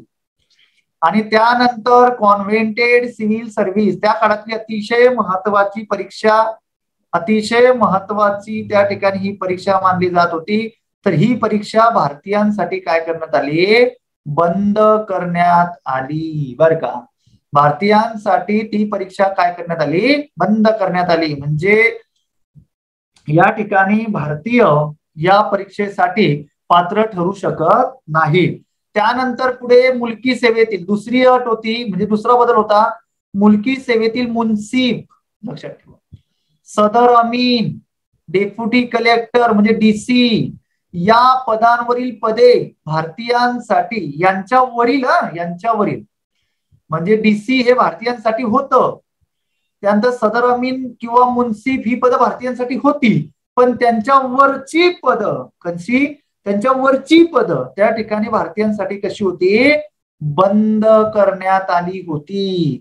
त्यानंतर लष्करामध्ये जमादार, सुभेदार यांच्यावरील पदे म्हणजे या ठिकाणी भारतीय नेमले जात होते. जमादार पदांवर, सुभेदार पदांवर भारतीय नेमले जात होते, पण त्यांच्यावरचे जे पद होते ना, ती भारतीयांसाठी कशी नव्हती? खुली न होती. भारतीयांसाठी ती पदे त्या ठिकाणी बंद ठेवण्यात आली होती. हे प्रशासनाचं युरोपीकरण की संपूर्ण अधिकार, संपूर्ण न्याय त्या ठिकाणी कोणाला दिला जावा? तर फक्त आणि फक्त जो युरोपियन वर्ग असेल त्या युरोपियन वर्गासाठीच ही सर्व पद त्या ठिकाणी खुली करण्यात आली होती. तर त्या ठिकाणी भारतीयांसाठी ही पदे, उच्च पदे भारतीयांसाठी बंद करण्यात आली होती. विचारलेला प्रश्न आहे की सिव्हिल सर्व्हिसेस मध्ये असा कोणता गव्हर्नर जनरल होता की भारतीयांसाठी त्याने ही पदं बंद केली होती? तर लक्षात ठेवा, तो कॉर्नवॉलिस होता. दुसरा प्रश्न विचारला जातो की असा कोणता गव्हर्नर जनरल होता की त्याने ही सिव्हिल सर्व्हिसेसची पदे भारतीयांसाठी खुली केली होती? ते आपल्याला पुढच्या गव्हर्नर जनरल मध्ये त्या ठिकाणी लक्षात घ्यायचं आहे. म्हणून त्या ठिकाणी डीसी असेल, मुन्सिफ असेल, सदर अमीन असेल, बर का, तर ही भारतीयांसाठी बंद, यांच्या वरची पदं भारतीयांसाठी बंद होती, ही पदे भारतीयांसाठी खुली होती. लष्करामध्ये सुभेदार असेल त्याच्यानंतर ही भारतीयांसाठी खुली नव्हती. म्हणजे जमादार आणि सुभेदार ही खुली होती, पण त्यांच्या वरची पदं खुली नव्हती. समजलं? समजलं का? आतापर्यंत जे संपूर्ण लेक्चर झालंय 5 मिनिटांमध्ये रिव्हिजन देऊन लेक्चर थांबवू का? बाकीचं उद्याच्या लेक्चरला घेऊ का? कमेंट्स करा पटापटा पटापटा पटा. सांगा, रिव्हिजन द्यायची गरज आहे? देऊ का रिव्हिजन? सांगा पटकन. 5 मिनिटांमध्ये रिव्हिजन देतो. ओके, रिव्हिजन देतो 5 मिनिटांमध्ये. बघा, सर्वात पहिल्यांदा आपण सुरू केला चॅप्टर, महत्वाचा चॅप्टर म्हणजे गव्हर्नर जनरल. बरं का, गव्हर्नर जनरल हे महत्वाचं चॅप्टर त्या ठिकाणी आपण सुरू केलं. त्याआधी आपण बक्सरची लढाई बघितली की ब्रिटिश आणि अवधचा जो काही नवाब होता त्याच्यामध्ये झालेली 22 ऑक्टोबर 1764 ला रॉबर्ट क्लाइव्ह जो काही होता, रॉबर्ट क्लाइव्ह त्या ठिकाणी बंगालचा गव्हर्नर बनला 1757 ते 1760 पहिला कालखंड होता. दुसरा कालखंड होता 1765 ते 67. जन्म झाला त्याचा 1725 इंग्लंडला. भारतामध्ये तो आला 1742 रायटर या पदावर त्याची नियुक्ती झाली. त्याच्यानंतर तो सैन्यात कॅप्टन या पदावर नियुक्त झाला 1751 1757 ते 60 रॉबर्ट क्लाइव्ह बंगालचा नवाब त्या ठिकाणी त्याला बनवण्यात आलं. 60 त्या ठिकाणी पुन्हा तो इंग्लंडला गेला परत आणि 65 पुन्हा आला. त्याचा दुसरा कालखंड 65 ते 67 असा होता. त्यानंतर त्या ठिकाणी जेव्हा तो 65 आला तेव्हा त्याने 2 तह केले. एक पहिला जो तह होता महत्वाचा तो म्हणजे अवधचा तह मानला जातो आणि त्यानंतर त्यामध्ये महत्वाच्या तरतुदी कोणत्या होत्या, अलाहाबाद व कोरा जिल्हे नवाबाच्या मुघल सम्राट म्हणजे नवाबाने मुघल सम्राटाला द्यावी. त्याच्यानंतर नुकसान भरपाई म्हणून शुजाने 50 लाख रुपये द्यावी. अवध राज्याचे अंतर्गत व बहिर्गत शत्रूंपासून काय असावे, संरक्षण त्या ठिकाणी म्हणजे अवध राज्याचे संरक्षण त्या ठिकाणी कंपनी करेल. शहा आलमचे संरक्षण करेल. त्यानंतर त्या ठिकाणी शहा आलमशी तह केला कंपनीने. शुजाने अलाहाबाद किंवा रॉबर्ट क्लाइव्हने केला. कोरा दोन्ही जिल्हे शहा आलमला देण्यात आले. मग या बदल्यात अतिशय महत्वाची मुवमेंट घडली ब्रिटिशांच्या आयुष्यातली कंपनीच्या बाबतीत की बंगाल, बिहार आणि ओडिसा हे दिवाणी हक्क त्या ठिकाणी प्रदान केले 3 प्रांतांचे, या 3 जिल्ह्यांचे. या मोबदल्यात कंपनी शहा आलमला 26 लाख रुपये वार्षिकी त्या ठिकाणी देत होती. त्यानंतर त्या ठिकाणी रॉबर्ट क्लाइव्हने दुहेरी राज्यव्यवस्था विकसित केली 1765 1765 ते 1767 हा जो कालखंड होता. या कालखंडामध्ये दुहेरी राज्यव्यवस्था चालली. पहिला नवाब जो असेल तो नामधारी प्रमुख आणि कंपनी जी असेल ती वास्तव प्रमुख. पैसा गोळा करण्याचे अधिकार कुणाचे, कंपनीचे. आणि या ठिकाणी यांनी 2 व्यक्तींना निवडले. एक म्हणजे रजा खान हा बंगालसाठी होता, सिताबरा हा बिहारसाठी होता. आणि त्या ठिकाणी कंपनीने दुहेरी राज्यव्यवस्था अस्तित्वात आणली. त्यानंतर पुढे त्याने मुलकी सुधारणा केल्या, व्यापारविषयक सुधारणा. त्याने सोसायटी ऑफ ट्रेडची स्थापना केली. मीठ, सुपारी, तंबाखू याला त्या ठिकाणी काय दिलं, प्रोत्साहन दिलं. खाजगी व्यापार बंद केला, देणग्या स्वीकारणं बंद केलं. लष्करी सुधारणा त्या ठिकाणी त्याने दुहेरी भत्ता लष्करी अधिकाऱ्यांचा बंद केला आणि त्या लष्करी अधिकाऱ्यांनी श्वेतबंड पुकारला त्याच्या विरोधामध्ये. त्यानंतर त्याने 49व्या वर्षी आत्महत्या केली होती नैराश्यात येऊन. त्यानंतर वॉरन हेस्टिंग जो काही होता त्याचा कालखंड होता 1772 ते 85. त्यानंतर प्रशासकीय सुधारणा त्याने केल्या, दुहेरी राज्यव्यवस्था बंद केली. रजा खान, सिताबरा त्याला पदावरून काढले. पैसा गोळा करण्यासाठी कलेक्टर नेमले. कमिटी ऑफ रेव्हेन्यूची स्थापना केली. मुख्यालय मुर्शिदाबादहून कलकत्त्याला नेलं. त्यानंतर महसुली सुधारणा ज्या काही होत्या तर त्याने त्या ठिकाणी सर्वात पहिल्यांदा पंचवार्षिक योजना त्या ठिकाणी अस्तित्वात आणली 72 ते 76. त्या पंचवार्षिक योजनेचं रूपांतर 76 ते 90 वार्षिक व्यवस्थेमध्ये त्या ठिकाणी केलं. आणि इंग्रज अधिकारी जे काही होते त्या इंग्रज अधिकाऱ्यांना मदतीसाठी अमीर या पदाची निर्मिती केली.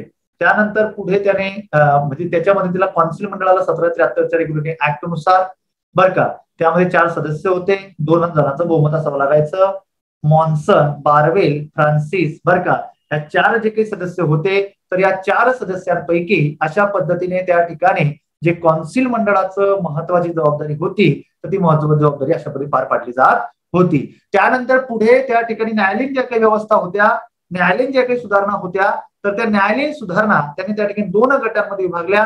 एक म्हणजे दिवाणी न्यायालय आणि दुसरं म्हणजे फौजदारी न्यायालय. दिवाणी न्यायालय जिल्हा स्तर, त्याच्यानंतर सदर दिवाणी. जिल्हा स्तराचा अध्यक्ष कोण असेल, कलेक्टर. त्यानंतर जमीन मालकी, वारसा हक्क, जात विवाद, कर्ज. त्याच्यानंतर सदर दिवाणी असेल, अध्यक्ष गव्हर्नर. कौन्सिल मंडळाचे 2 सदस्य असतील, गव्हर्नरच्या मदतीला भारतीय अधिकारी असेल. फौजदारी न्यायालयामध्ये जबाबदारी कुणाची असेल, भारतीय अधिकाऱ्याची असेल. काझी, मुफ्ती, मौलवी मदतीला असतील. नियंत्रण कुणाचं असेल, कलेक्टर साहेबांचं. सदर फौजदारीमध्ये त्या ठिकाणी काय असेल तर त्या ठिकाणी नायब नजीम अध्यक्ष असेल, तोही भारतीयच असेल. काझी, मुफ्ती, मौलवी त्या ठिकाणी हे असतील, मदतीला असतील. अधिकारी वर्ग असेल आणि गव्हर्नर ऑफ कौन्सिल मंडळाचं नियंत्रण असेल. त्यानंतर पुढे त्या ठिकाणी आपण घेतलं रेग्युलेटिंग ऍक्ट आणि वॉरन हेस्टिंग की बंगालचा गव्हर्नर गव्हर्नर जनरल बनला. 4 सदस्य कौन्सिल मंडळ. त्यानंतर वरचढ अधिकार नव्हता. त्यानंतर पुढे त्या ठिकाणी व्यापारी सुधारणेच्या बाबतीत बघितलं 11 सदस्यीय बोर्ड ऑफ ट्रेडची स्थापना. त्यानंतर 5 कस्टम गृहे ठेवली. कलकत्ता, हुबळी, मुर्शिदाबाद, ढाका, पटना. कस्टम गृहे जकात कस्टम ड्युटी जी होती 2.5% कमी केली. कंपनीच्या सेवकांना खाजगी व्यापार करण्यासाठी मोफत पास दिला आणि त्यानंतर परवान्याची अट टाकली. पहिला बंगालचा गव्हर्नर रॉबर्ट क्लाइव्ह, दुसरा हॉलवेल, शेवटचा वॉरन हेस्टिंग, पहिला बंगालचा गव्हर्नर जनरल वॉरन हेस्टिंग. त्यानंतर त्या ठिकाणी नंदकुमार खटला, सर्वांना मी सांगितलं की तो या खटल्याने विवेकभ्रष्ट झाला होता. त्यानंतर वॉरन हेस्टिंगच्या काळामध्ये घडलेल्या घटना मी त्या ठिकाणी रिपीट केल्या. 1783 ईस्ट इंडिया ऍक्ट याच्या काळामध्ये घडला. प्रथम इंग्रज मराठा युद्ध, त्यानंतर इंग्रज म्हैसूर युद्ध, एशियाटिक सोसायटी ऑफ बेंगॉलची स्थापना, चार्ल्स विल्किन्सनने जे काही गीता लिहिली होती त्याला प्रस्तावना याने दिली, अरबी, फारसी, बंगाली भाषेचं ज्ञान होतं, विवाहकर बंद केले, गुलामगिरीची प्रथा बंद केली. त्यानंतर पुढे कॉर्नवालिस घेतला आपण, ईस्ट इंडिया ऍक्ट याच्यासाठी पारित करण्यात आला होता.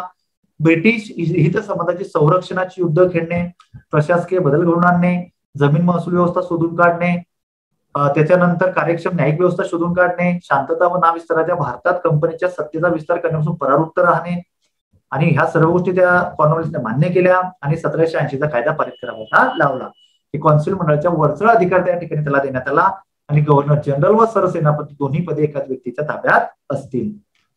त्याचा मृत्यू कॅन्सरने झाला होता आणि प्रशासनाचं युरोपीकरण केलं त्याने की कॉन्व्हेंटेड सिव्हिल सर्व्हिस भारतीयांसाठी बंद, उच्चपदी भारतीयांसाठी बंद, मुलकी सेवेतील डीसीच्या वरची पदे भारतीयांसाठी बंद, लष्करातील जमादार आणि सुभेदार याच्यावरील पदे भारतीयांसाठी बंद. बाकीचं आपण उद्याच्या लेक्चरला घेऊ. आजचं लेक्चर कसं झालं कमेंट्स करा, पटापट कमेंट्स करा.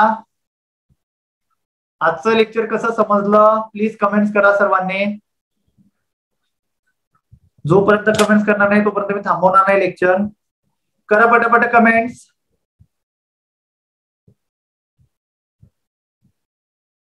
ओके, सर्वांनी कमेंट्स करा. सर्वांनी कमेंट्स करा.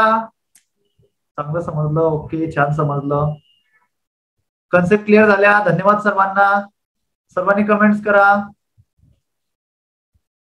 ओके, बाकीचे टॉपिक जे काही आहे कॉर्नवालिस आणि उरलेले जे इतर गव्हर्नर जनरल आहेत ते उद्या कंटिन्यू करूया. ओके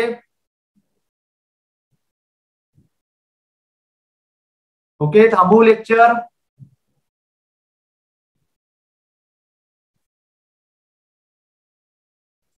ओके, काय म्हणतात ताई? ताई मी बऱ्याच पुस्तकांचा डाटा एकत्रित केलेला आहे बरं का, बऱ्याच पुस्तकांचा डाटा एकत्रित केलेला आहे. ओके, बरीच पुस्तकं आहेत एकत्रित, ग्रोवर असेल किंवा बरेच पुस्तकं आहेत, बराच मोठा अभ्यास आहे. अशा सर्व पुस्तकांचं एकत्रीकरण करून त्या ठिकाणी हे कंटेंट तुम्हाला मी सांगतो आहे. एवढं जरी तुम्ही केलं तरी तुम्हाला मी सांगतो का या 2 अडीच 3 महिन्यामध्ये जे काही 15 प्रश्न इतिहासावरती विचारली जातात बरं का, त्या 15 प्रश्नांपैकी त्या ठिकाणी तुम्हाला सर्वांना सांगतो या 15 प्रश्नांपैकी बरं का तुम्हाला त्या ठिकाणी 10 ते 11 मार्क माझ्या सुरुवातीपासून 10 ते 15 प्रश्नांची उत्तर सुरुवातीपासून ते शेवटपर्यंत लेक्चर जर तुम्ही अटेंड केली तर 10 ते 11 मार्क त्या ठिकाणी तुम्हाला मिळणार, म्हणजे मिळणार. तुमच्याकडे सर्व कंटेंट आणि मटेरियल अवेलेबल आहे. ओके,